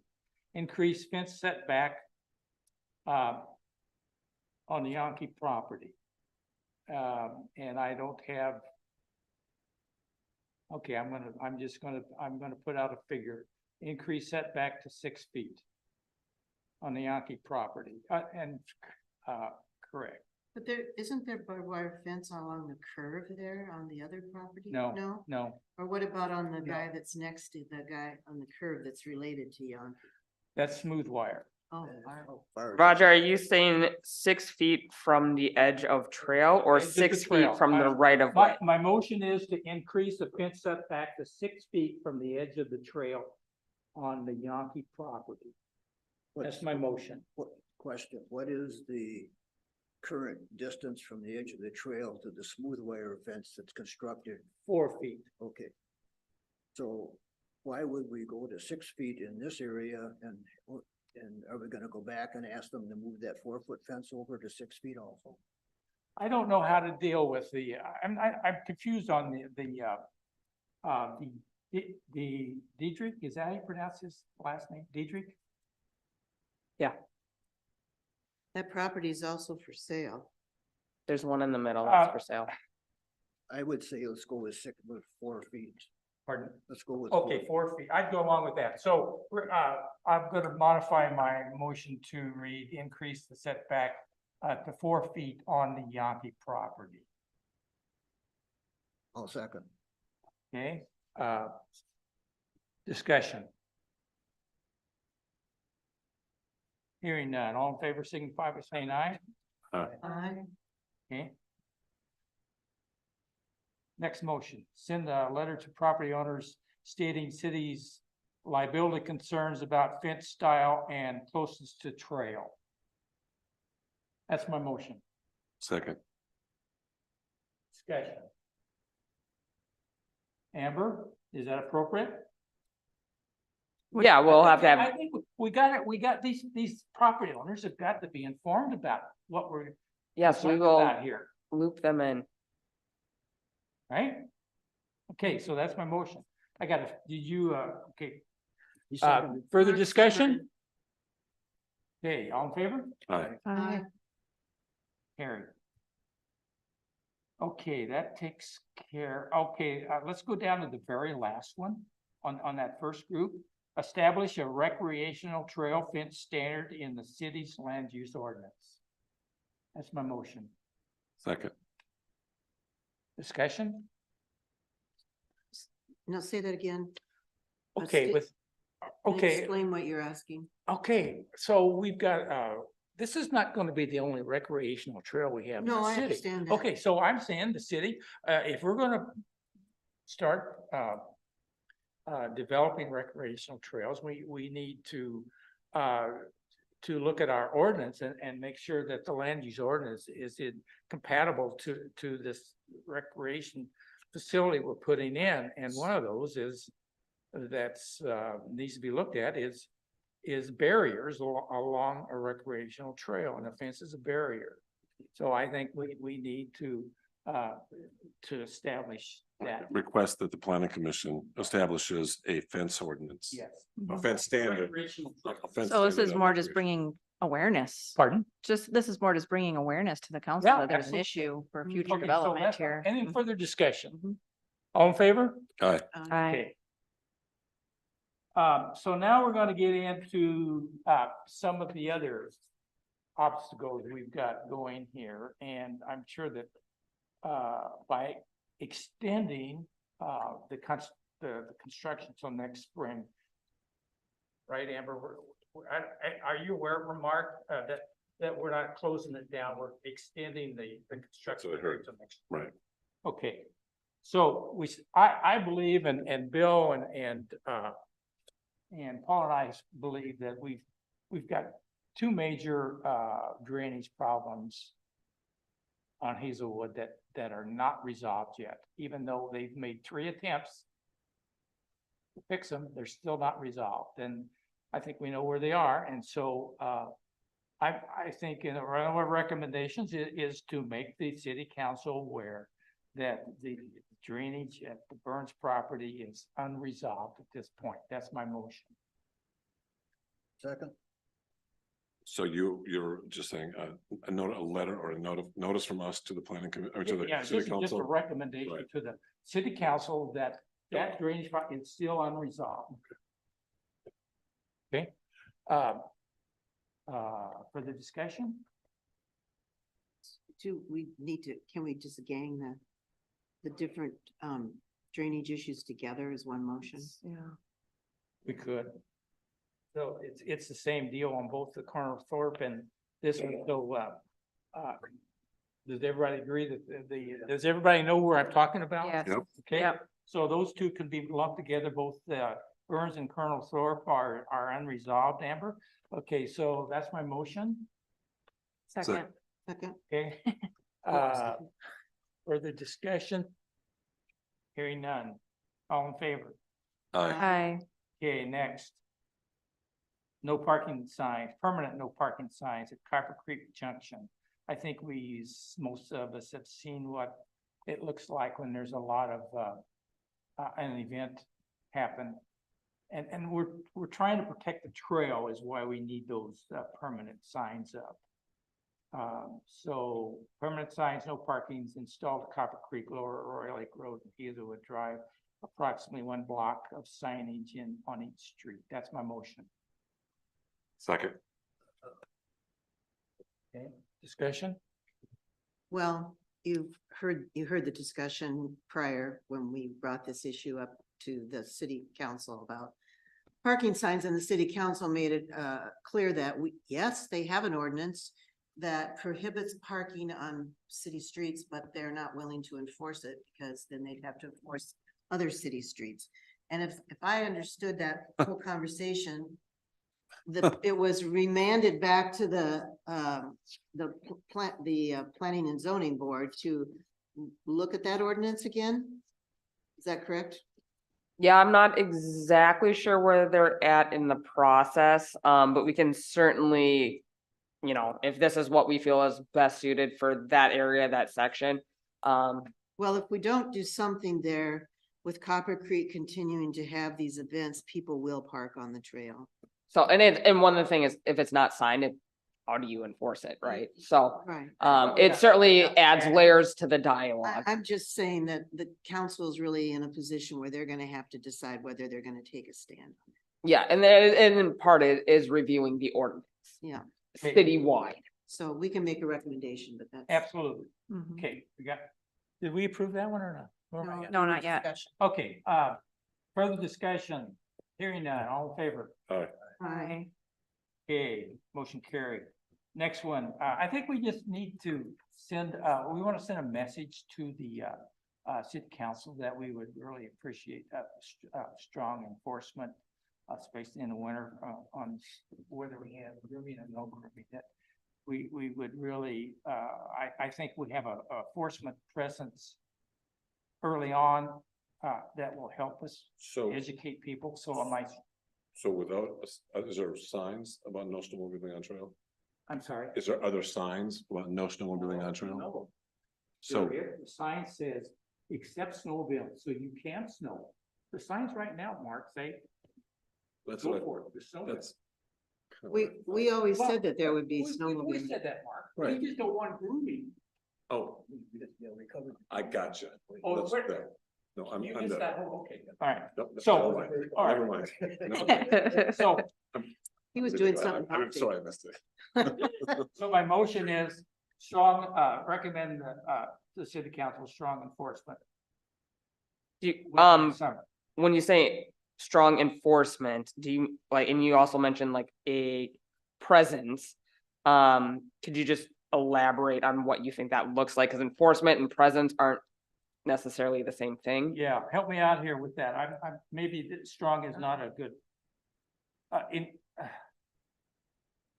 Encourage enforcement. I would just take the word Encourage. strong out of there, call it enforcement. Okay, We're asking for Delete. enforcement. okay. Yeah, that's a good That idea. could Okay. take a more passive approach, or it could take a more active approach, but I've heard several discussions about this, about the ability to detect speed limits and monitor it, and then to catch up with them, so. So, I mean, should we request a position statement or policy statement from the police department, or from whomever? We've already, There we go. well, Have we've they- already got a memo from the police department. It said what? I'm sorry, I missed that. That they're not gonna Discuss- do it? Not that they're not going to, but it's really Barriers difficult. to, yeah, Mhm. barriers to enforcement. Okay, I don't think that personally, if it isn't groomed I got you. and there's a lot of snow, So- people aren't gonna be able to travel at 50 miles an hour on that ungroomed trail. Is there, but I mean, is there, at the end of the day, is there a policy that they're not going to do it, or they are? there's gonna no do it? policy. The police chief has said that That it's difficult. Difficult. He says it's difficult. difficult, He's saying but They, it's- they have the authority to enforce it. practical. The police chief is saying not practical to enforce speed. Yeah. 2, radar, they can't, in the wintertime, their radar guns or whatever equipment they have, it's hard to Sure. to catch a snowmobile. Number 3, they gotta be coming straight towards the radar gun. It's hard to do. And 4, sleds are obscure, hidden by snowbanks that decrease their radar signature, meaning it's again hard. 5, sleds hard to stop, evade police by running across lakes and fields. So, I mean, I mean, he's not going to enforce this.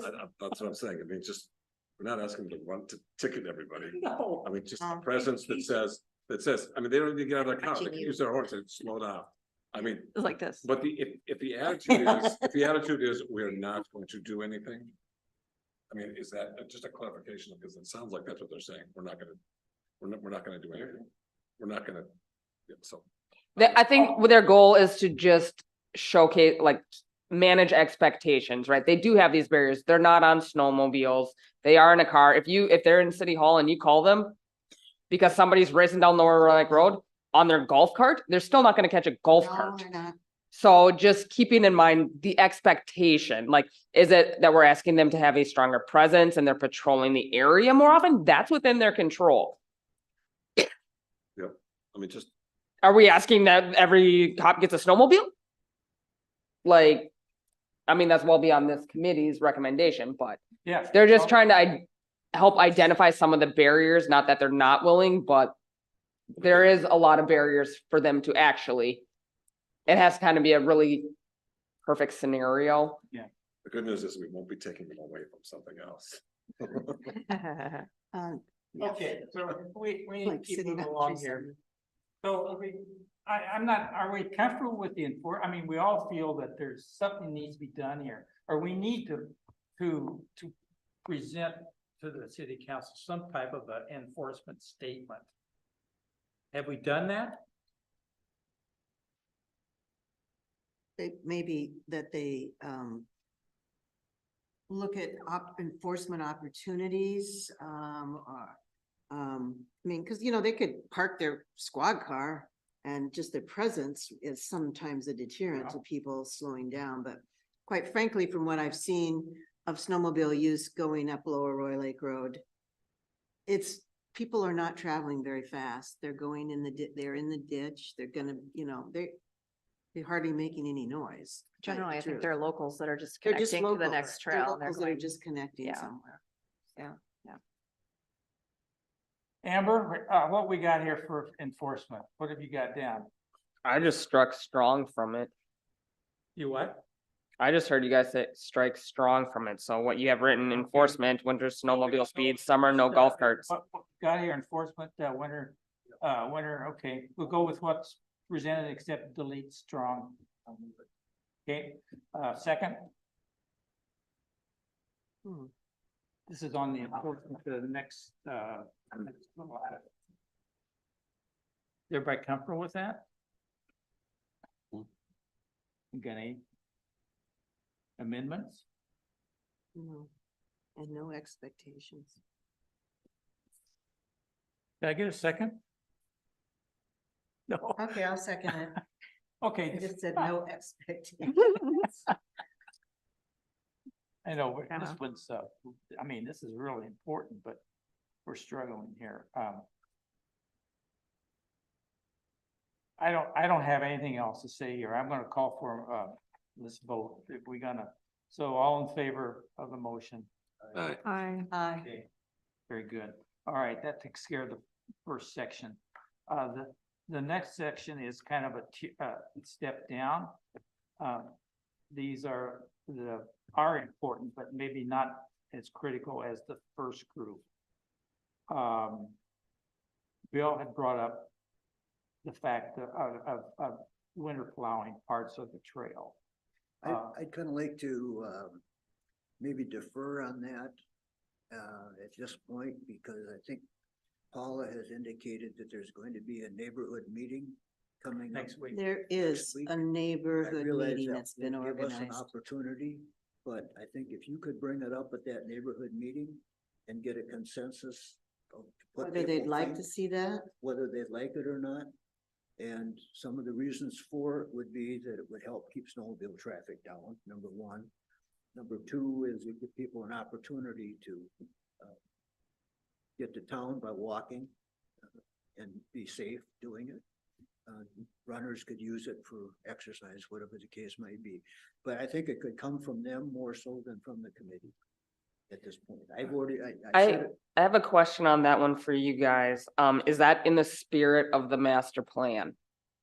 being that snowmobiles are an allowed winter use, does plowing then take away that use? And does that still fall in with the spirit of the plan? Well, the snowmobiles can still use the road like they are now. That's not the trail. Pardon? That's not the trail.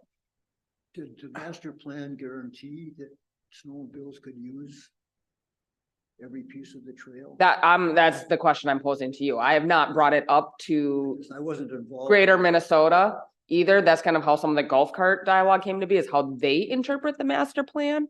And I have not brought this question to them because there has not been a consensus or a motion or anything from this committee, but I do want to pose that question if that still aligns with the spirit of the master Is plan. that a condition of the funding that we had to have some motorized use?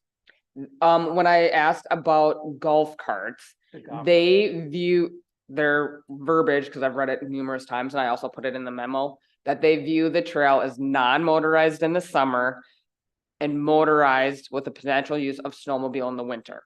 So that's how they define the multi-use Yeah, component, that's my is how they interpret from the Yeah. master plan. Right. So with this dialogue, I just want to throw that out there. I've not, because there's been nothing other than Bill's brought it up a couple of times.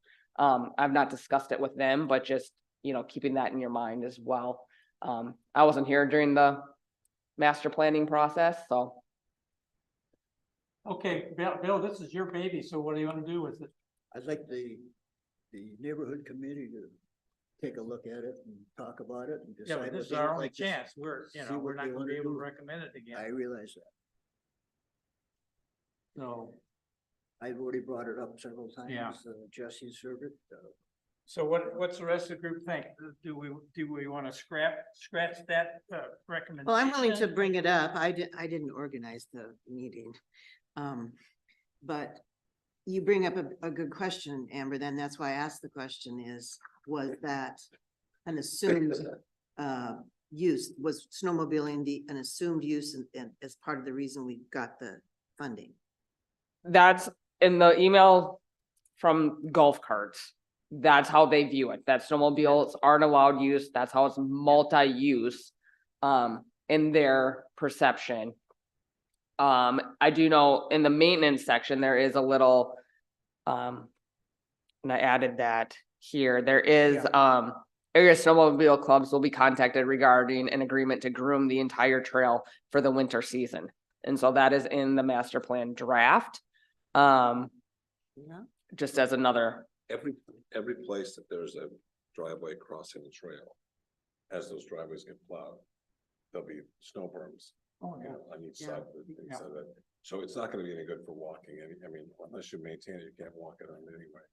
And I don't know if it'd be all that great for snowmobiling, because, if we get a big snow, I mean, so if we're not gonna groom it for snowmobiling, it probably de facto isn't gonna, I mean, is it gonna be used? I mean, think of how many crossings there are. Well, and Bill, one of the things you were suggesting was that the residents, be responsible, and I don't think that'll probably fly with It's them. not exactly. If like the a- city was willing to groom it, and I know the city's not gonna go out there probably and shovel it in the wintertime, but I don't think that residents will, just because their own shoveling and plowing needs and everything they're not gonna go out and shovel the, I'd still like to have you at least bring it up. I'll bring it up. Okay, I so have no we're gonna problem with we're that. gonna scratch. At that point, let's table that issue. Okay, this is gonna be tabled, the first one. Okay, let's move on. Let's move ahead there.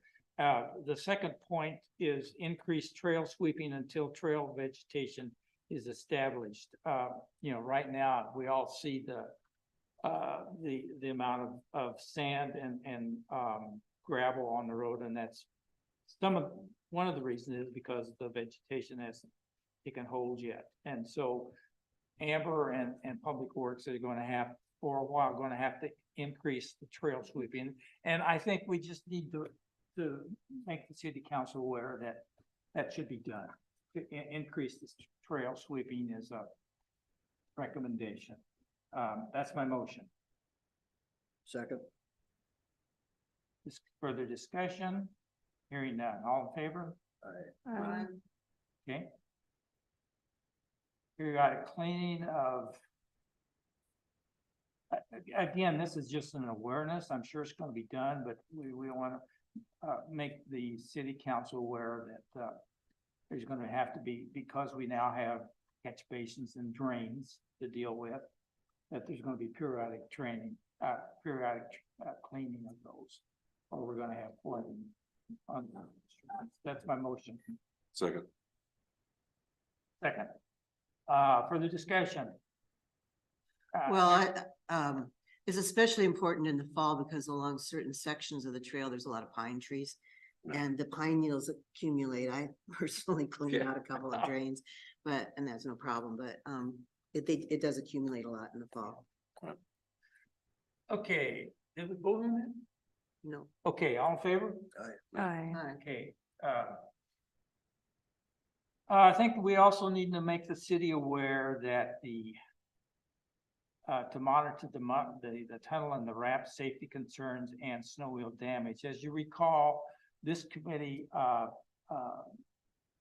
was not in favor of the tunnel and the switchback ramp being used for snowmobiles. That was our recommendation to the city council. The city council chose to go the other way. They have, at this point, right, Amber? City council is saying they're going to allow snowmobiles in the tunnel and also the ramp. Is that correct? Yeah, that's in the approved policy. That's what? The approved policy, That's yes. approved policy. So if we're gonna do that, I think we need, if that motion stays, I think we need to monitor the tunnel and that ramp for damage and safety concerns. That's my motion. Second. Okay, for the discussion, Who's gonna monitor it? City? well, the city's gonna, somebody's going to, we're not gonna be around, I'm just asking. you know? Well, at the end of the season, if there's damage, I it'll be evident. I think there might be a few of us that kind of keep an eye on it. You think so? From a practical standpoint, what I would do is go out and get some good photographs of that area Yeah. right now. Yeah, good point. As soon as possible and, Yep. just be able to compare them in a year, 2 years, 3 Yeah. years, whatever the case might be. Good point. Okay, all in favor? Aye. Aye. Next section. There's about 4 drainage places that are kind of marginal. And, I think a lot of it has to do with, the vegetation not being established, but, there's a couple others that I guess I need some help here in discussing these 4 areas and how everybody else feels about them. About whether or not we need to identify these as not resolved and they really need to be looked at.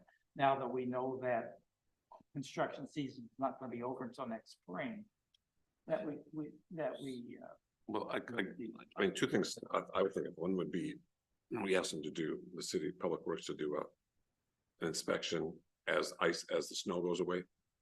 And look for those areas that are gonna be continuing problems and add that to the list. Because, when the snow comes and leaves, we're gonna have water in places where we didn't expect to have water. we already got. So we just ask them to maybe put this on the city, on Public Works, Mm. to inspect that trail, to do a trail, an inspection prior to the project being closed out. I mean, and because with an eye on looking for accumulated Drainage water problems. for drainage problems. I mean, otherwise it's gonna be 16 feet in one direction or another, or 100. They just need to keep doing it. Because there might be something else that we haven't identified here that may show up next spring. And we don't know what damage the snowplows are gonna do to the dirt on the side of the road and how that's gonna impact. So we'll learn a lot more, we'll know a lot more. Okay, so, I like I like that. So the recommendation would be that we ask the city council to have Public Works review drainage damage next spring. Areas of drainage improvement needed next Okay. spring. Is that the motion? Yeah. Okay. I'm second. Second by Bill. everybody understand? Mhm. Amber? Yep. Okay, good. Thanks, Mark. Discussion. Oh, I'm sorry. Discussion. Yes, no discussion? All in favor? Aye. Okay, great.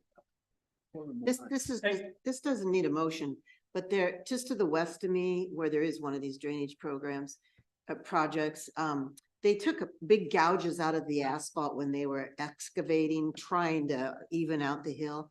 I was gonna walk down there today. I didn't get down there, but I will go down there and see if that has been Gouges are still repaired. there? I don't think it has been repaired. Okay, But they're fairly deep gouges in the. yep, asphalt. Rogers brought that to our attention too.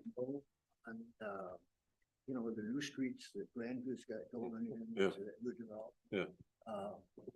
Right next to the concrete aprons on the trail, Mhm. they ground down the asphalt. Like 2 inches, 3 inches, right up against the apron. Yeah, because they're building a second lift. There is a second lift Yeah. coming in there. They were trying to do it this fall, Oh, okay. and then they had 4 days of rain in a row, and then it was deer hunting. Right now, they put a bullet in that's about like Yeah. this. They are first on the list for next spring to get second lift. You talking about North Pines? Yeah. I thought that was possibly the case. Yeah, that was the Because I deal. saw some of the traffic. Yep. Taken down. Okay. All right, the final section, and that's assuming that the city council is gonna allow grooming. These are some provisions that are needed to, amend this snowmobile trail permit. I would add one to that, and that would be to create a damage account. Commensurate with the anticipated excess damage to the Gull Lake Trail from diverting all of the Bar Harbor snowmobile traffic onto it. So So that where does the money come from? the money would have to come from the snowmobile club if they're gonna get this permit to groom. Is that Yeah. a thing? Is that a thing? Can that be done? Has that been done? They don't have any money. They don't have any money. They keep a damage account. That's what they Okay, use. so the apply would be, it would be to go after that DNR money, the damage account. You know, However they could do it. yeah, Bill, are we sure there's even a DNR damage account? There was. There was at that time when we overlaid the Paul Bunyan Yeah. Trail 10 years after the original went back down. That damage account, I believe, is gone Yeah, they away. like that out. Yeah. So to that end, I mean, I was driving home and I thought of something that I've been meaning to email everybody about for a while. But so let's finish this and then I would. Okay, so, this is the last, Bill, I'm fumbling with your, I think it's good, but I'm not sure how that is gonna work. I'd like to explore the possibilities of collecting from the snowmobile club, repair. It's a Make the shared snowmobile club account. liable for any excess damage. I think there's know how things you that could could be prove it. like, beefing up the agreement, so like whether it's a third party or they do damage or things like that. That is a way, and that's something the League of Minnesota Cities loss control person kind of identified. I don't know if there's a way to, since they're on a, pretty tight budget, if there's a way to get funding from them, or if we would just have to beef up our own account to take care of it. I Mechanically, was assuming that'd be the city's responsibility. I mean, it shouldn't be the city's be responsibility, ours. and it won't be, I mean, you won't be able to get an insurance claim against it. I mean, the insurance is gonna say, well, It's just. It's gonna look like wear and tear Yeah. from a snowmobile. It's not gonna be a big gouge out of the way that. no, it's Yeah. gonna be this continual Right, stuff. It's gonna be continuous. This is- Every year, it's just gonna get worse. and Yeah, worse I and had worse some and worse. pictures I threw out here earlier. Yeah, the pictures are down there. It shows some of it, like down here at the roundabout, where you can, and it's definitely due to the sleds crossing the street. So, Here, Roger, pass these down to you. they're there. Oh, yeah, I know exactly what you're talking about. Okay, let's, Bill should, I don't think This is so. just on the pavement. okay, I'm, help me out here with, have we got have we got your motion really clarified? What I would move is that the entire list you've got listed here, under the winter trail grooming is, if winter trail grooming is allowed, that we would move those recommendations to the council if it's allowed. With the addition that, the city ensured that the snowmobile club under the agreement would be responsible for excess damage caused by sleds. Fumbling. I mean, Pretty big. it gives the intent. Yeah, it's big. It gives the Yeah. intent. I mean, that's really, that's a big thing, is because all we have to do is, it's just a recommendation. Right. Well, So I and- think they and- can understand that. and the it- intent. it's kind of like a second, because before you recommended earlier on. Yeah. They not They're agree to it. Okay, Amber, do you get the drift of what Paul? Yes.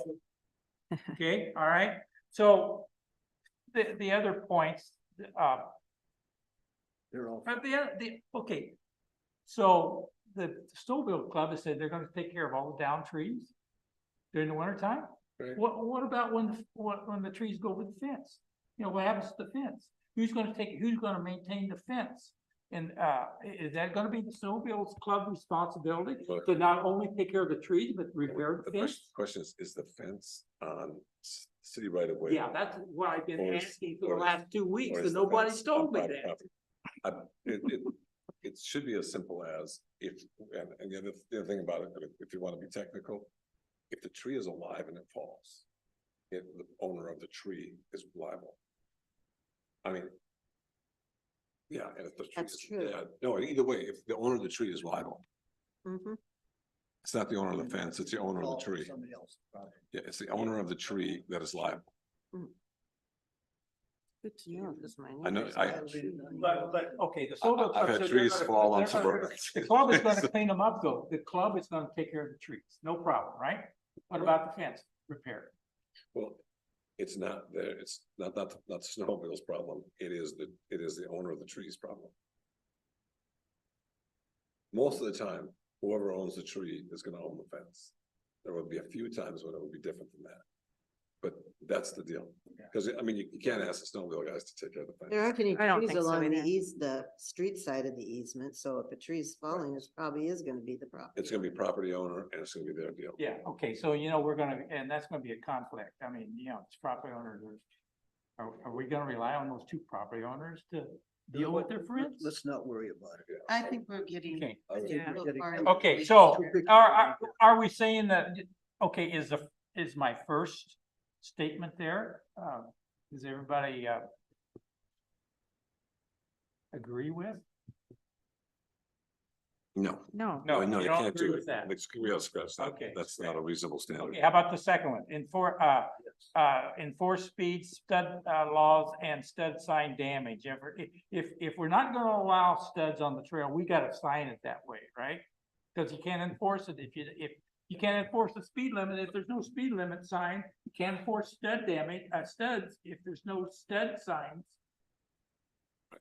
But they're not going to enforce any of it anyway. I don't. That's what they just said. we've So- already covered that. Right, so just put it in there. If it does, Yeah, just put it in there. Okay, okay, let's go. So does everybody, the speed thing, enforcement, that's my motion. Second, do I hear a Let's second? do all of these in at one. Let's do all these as All of one. these are. Yes. Oh, we're gonna do them all at once? Just Okay, scratch all the right. one, Yeah. just scratch the ones that we don't want. Okay, which one, we're First scratching one. the first one, which one, the other ones we gotta scratch? We haven't talked about them yet. Oh, okay. Okay, monitor stud damage on trail. I think you need to write car by, or either be specific, like could be snowmobile damage. damage caused by snowmobile carbides or studs, because these carbides are causing, in my opinion, more damage than the studs are to the trails. Yeah. Right. And those are, as he said, the skis. Well, just And take the word- faster these machines get, the bigger the carbides get Right. and the more damage. It's not the studs anymore, it's the carbides. Take stud out of there, monitor Okay, damage to damage to trail. trail, okay? We're modifying that statement. Okay, the next one. Hold Gull Lake drifters accountable to all conditions identified in the trail permit. Is that, Yeah, that's is fine. that, okay? It's the agreements between us, the city and them, so yeah, they should be Okay. accountable. Monitor other snowmobile damages to include trail signs and private property damage. That's fine. Monitor. That's uh, fine. Well, we Okay. can make these recommendations, but who is actually gonna monitor it? Right. I don't, that's, we're just saying Needs to be the done. city, something needs to be done. That's the city's, That's the city's job. Okay. And the final one is include in permit recommendations from the League of Minnesota Cities regarding liability insurance coverage, which we think that's gonna happen, right? Amber? Yeah, if it would, we would defer to the city attorney to make sure that the appropriate language is there. Everybody agrees that one should stay in? Okay, so the motion is that we approve all of them except the first one, so Right. moved. okay? Second, For the discussion, Amber, you with us on that? Yeah, and within that, you are adding bills. And Bill, good point, yes. Okay. Okay, very good. Further discussion? All in favor? Aye. Thanks, everyone.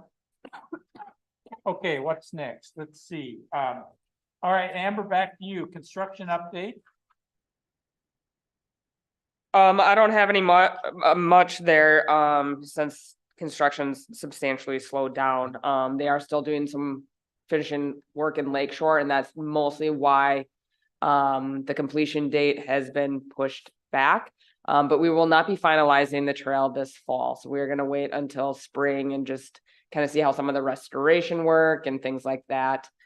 So that's kind of all I wanted to keep you guys updated on, but happy to answer other questions. I know within a lot of Rogers documents, there's things identified that are still on the list. Okay. Was there a resolution of the West Pines sign thing? They've been objecting to that, but they've been objecting that to the city council? Nothing has been brought to city council on that. I have not heard an update in a little while. So I'm not, it's another one that we gotta, Someone just sent me a note the other day and I said that we need to talk to the city council about that, so. yes.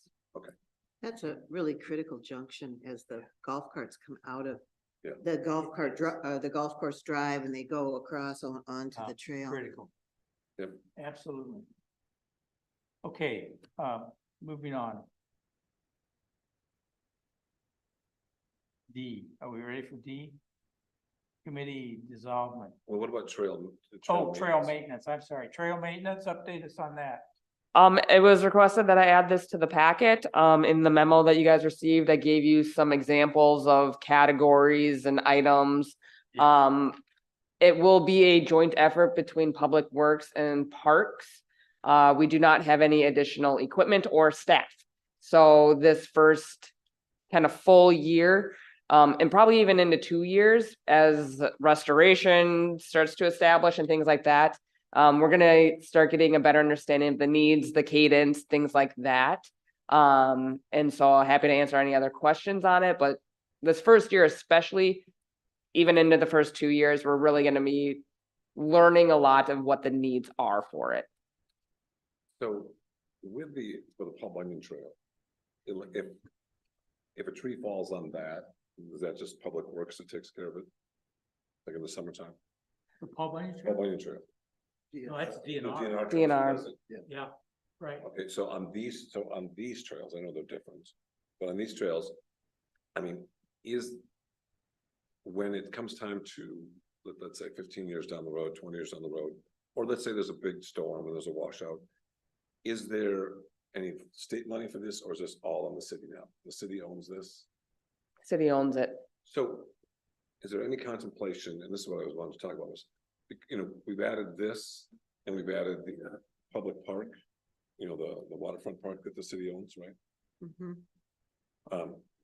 Should there be a recommendation that the city examine the idea of a reserve fund for, these new, I mean, you don't want to get it to be a point where all of a sudden Public Works says, I don't have money, I'm not going to take care of this anymore. Or you need to do a $8,000 repair because the hillside washed out in 6 years from now. I mean, it just seems if you had a small amount of money that you put away continuously, and then at the same time, 15 years from now, the city's going to be responsible for repaving this. Yeah, we have a couple of different capital outlay accounts. Parks has a general one, that we've been putting money into, kind of all encompassing, and then there is a trails specific one. So the previous goal was about $1,000 per mile. Of course, that is gonna have to grow as time goes on to help cover inflation. And so actually next year I am proposing $4,000 for that account, which would be over 1,000 a mile. So the idea is like in a, you know, like a North Pines, as you know, that neighborhood, you know, they own their own roads and they own their own, they own the water system and all this stuff. Anyway, what you do is you have a capital reserve, but then you do a capital reserve study. And the capital reserve study, you do this every 3 years or every 4 years. And what you do is you say, how long does it take? How long is this trail going to last? In today's dollars, what's the paving going to cost?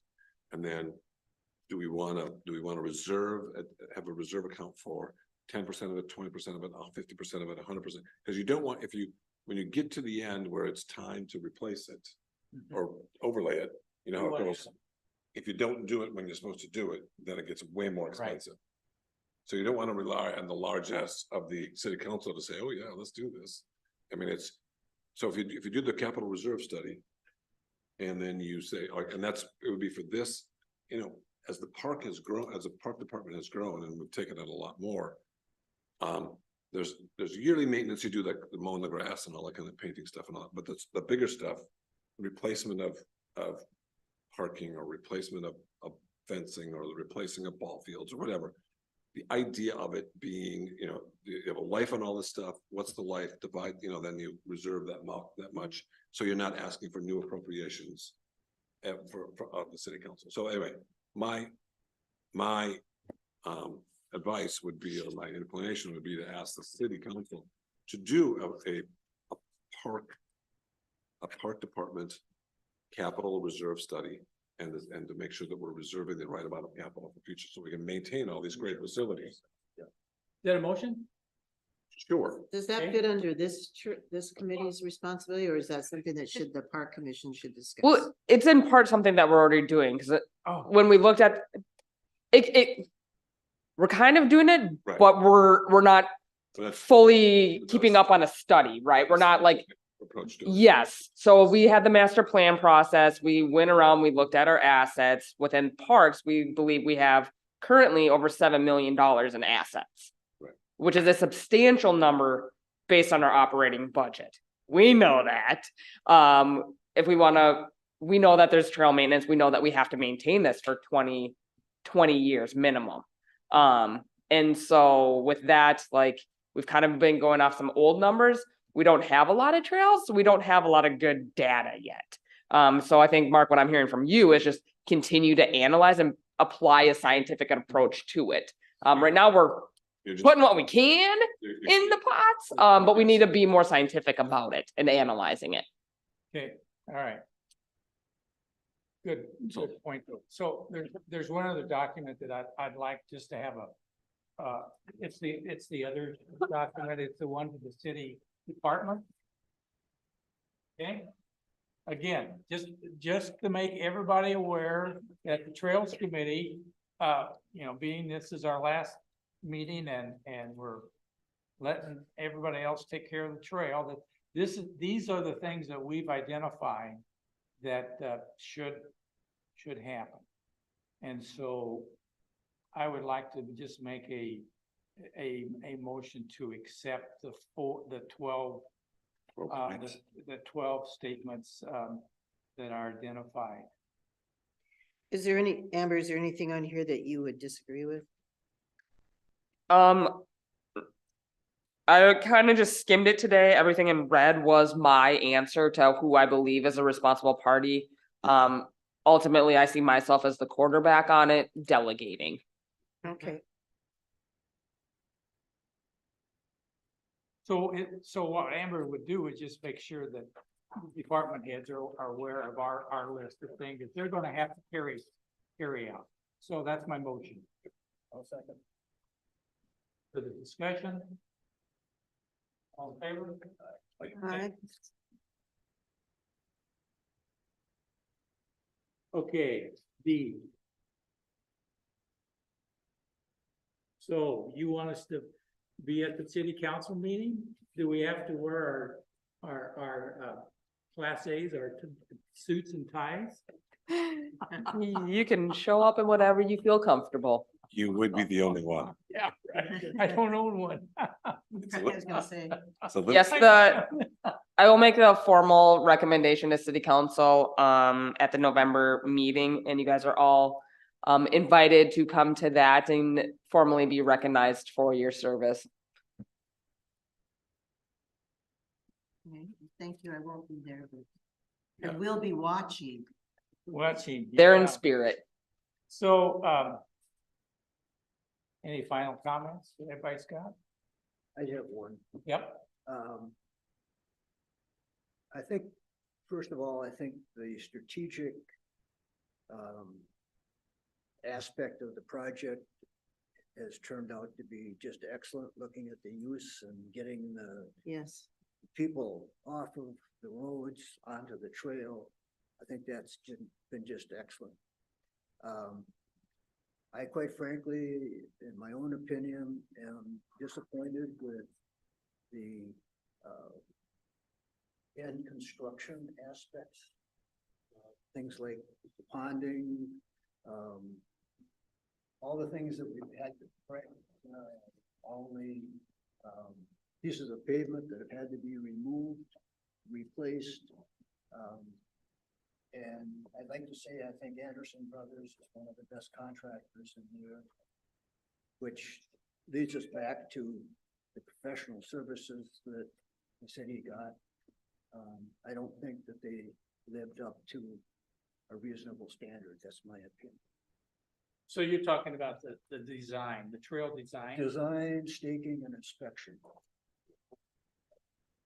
There's three opportunities there for problems to be taken care of, without having to go back and rip things up and rebuild. And, we haven't completed that ripping up and rebuilding yet. And, that's, like I say, that's my opinion. And I do think the trail is great. But it's unfortunate that we ended up with something that I don't think was at the standard it could have been. Yeah, I agree with that. I just, there are parts of this trail that I don't believe are gonna be sustainable for the 15, 20 years that you shouldn't have to do anything other than crack fill. I think there's parts that are gonna have to be repaired sooner than 15 years, and it's mainly because of the design, drainage design that went into some of those areas. So, it's, so we've been at this for 6 years. December 14th, 2017 was our first meeting. Isn't that crazy? By the way, Mark, you were absent at that first meeting. I want everybody to know that. So you've only been at it 5 years and 11 months. So, I wish I could get all this excited. It is really great to have it, but I'm like Bill, you see all these little obstacles and grooming. Now, who would have ever thought we were gonna have to be talking about grooming, because we told everybody we're not gonna groom the trail. And here now we're stuck with it. So That's a it's- different issue. that's a different issue, but we do, and who knows, they're not over with yet. There may be others. So in a way, I'm really glad that it's there, but I sure hope we get a lot of these issues resolved. Tessa, you got any comments? I really enjoyed the planning and the community involvement. I really enjoyed that part. This part is harder for me. It's not my, it's not my cup of tea, but I really appreciate all of your comments and your hard work and everything that you guys have done to make this happen and be successful. And I'm just glad I was able to hear support it and see it through to the end. It's really fantastic. And I've only been on it one time, like by foot, and I agree, that's the silt and it was kind of disappointing, but it is early and the vegetation hasn't taken. I'm really hopeful that it gets resolved, and I'm looking forward to next spring and watching all the people out there. I've had many people comment how glad they are, the people that live in that neighborhood, and how happy they are with it and glad it's there. So I think we've done a good thing for our community. Sure. Well, and we've Paula? done a great safety service to the community because somebody was gonna get killed on Lower Royal. Oh, my gosh. Road. Riding their bikes. I mean, I personally almost hit two little girls one day, but, That'd be awful. so that has been great, and I live right on the trail, and I've seen how much use there has been this summer and how happy people are, and it's caused the use of the trail itself has caused no problem except for the a couple of golf cart issues, but hopefully that will be resolved next year. But I guess on a positive note, I mean, I agree with Roger and Bill. I know they put a lot of time in this summer monitoring what's going on, and really appreciate your diligence in that. But I'd also just like to publicly acknowledge all the work the staff has put in. There's been staff changes, so you had to pick it up at a whole different level, follow it through, found the fundraising. And so I just want to commend you. I know it's not been an easy job amongst all your other responsibilities with the Park Commission.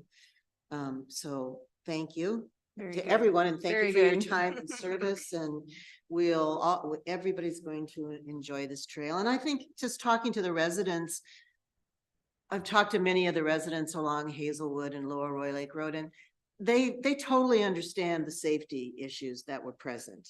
And I think that had enabled them to be a little more willing to be accommodating to a point. But so, yes, and they are very upset about the grooming issue. But anyhow, so thank you to the staff for all their work, and I don't know if you want to tell the group about the Greater Minnesota. Yeah, if you guys didn't read your email, Oh, there was a little line in there Yeah. that we have been recommended for funding for the CASA 77 section. So that will go through legislation this spring, and assumingly we will be able to begin again July 1st of 2024. Yeah. That's great. fantastic. We can wrap Great. her up. Yes. Mark, you got any final comments you want to make? Just, I mean, I've, from a selfish perspective at Grandview, I know what this is gonna do. It's gonna be amazing. It's gonna be so much safer. It's gonna tie, Grandview now has 2,000 guests on a busy day. So Summer, summer's only 2,000 guests. And the idea of this and then combining this with the roundabout, which by the way, it took me 11 years. I was on that for 11. County engineer, his first week that he was there, that he started, I met with him the first week and said, we need a roundabout or something out here. So anyway, so he dated it, timestamped it for me. I just think we don't even know what it's gonna do, but how good it's gonna be. And I spend a lot of time over at the quarter deck now, because I'm over there. And west side of Lake, and the number of people walking and biking on that section of Yeah. section of the trail. right? And that'll be Is- finished too is- next year. Is stunning. And when that connection is made, I think the one thing that I think we're gonna be surprised at is the number of e-bikes that are. going to be there are- out. I could I know already they're- I tell know they're you. already out there, but I mean, it's nothing compared to what's gonna be there Yeah. when people look at this and say, you mean I can go out of Grandview and I can take my e-bike and I can go all the way to Madden's and back? Yeah, because of And- the hills. They would never do it. No, and so it's when the whole thing is connected, we'll see what happens. It's And gonna I be think fun. there's also gonna be a huge economic outcome, because I noticed this summer that there was a lot more people walking into downtown Nisswa, because they can walk from Grandview if they're, it's a couple miles easily, but there wasn't that many people walking on the road before. So Right. there's more people actually just walking, not necessarily biking. I think That's great. it's gonna be the tourists, it'll be the full-time residents, it'll be the weekend and the summer residents. I mean, everyone's gonna have the opportunity to be more active. I just think I think it's the purpose. Is the idea behind the funding is gonna be the purpose that we will see Mhm. is to achieve. I mean, Which goes back to what I said about, really, it would be most desirable to have that section from beyond you to downtown Mhm. kept clean so people could use it. It probably would if it was. So. But it'd she's gonna- probably she's be gonna most- Find that out. No, next it'd week. probably be just local people, but a lot of people that live in the Cove, they walk to town all the time, Sure. right. daily. And if it paid off, I mean, in a sense, from the area I mentioned, ultimately it might make sense to have it open all the way from Granby. That people would use it. Well, you start out and grow it. Especially as things warm up. Yeah. Like, Yeah. we went out for a walk tonight, I mean, it's not that bad out there. The other thing I was just gonna say, is I really like the point that was made here about. Combining some resources so that you're not walking on trail and go, oh, we're in this one, and then all of a sudden we're in Lake Shore, and all of a sudden it's not blown or it's not taken care of, I mean, that's not the spirit of this whole thing. We all did this together. Community, yeah. So whatever we could do to share that resource that, maybe someone, because if they have the right vehicle, the right thing, then they're gonna go blow it or sweep it. To do another mile or two is not gonna kill anybody. And it would make sense to have some kind of shared trail maintenance agreement. Well, that's one of the items on that last one there. So, okay, so Amber, this is it for us, but there's more to work to be done.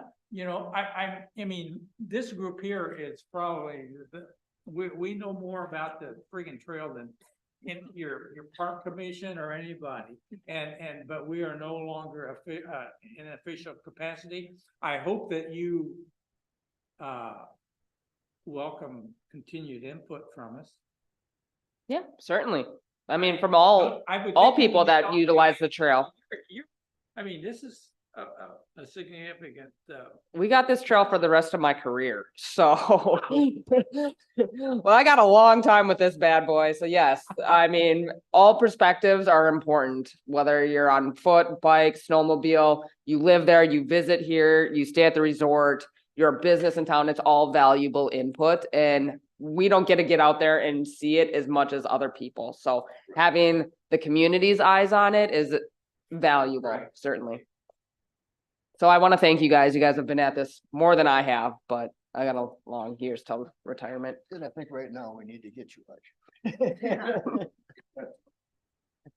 Thank you much. Our meeting is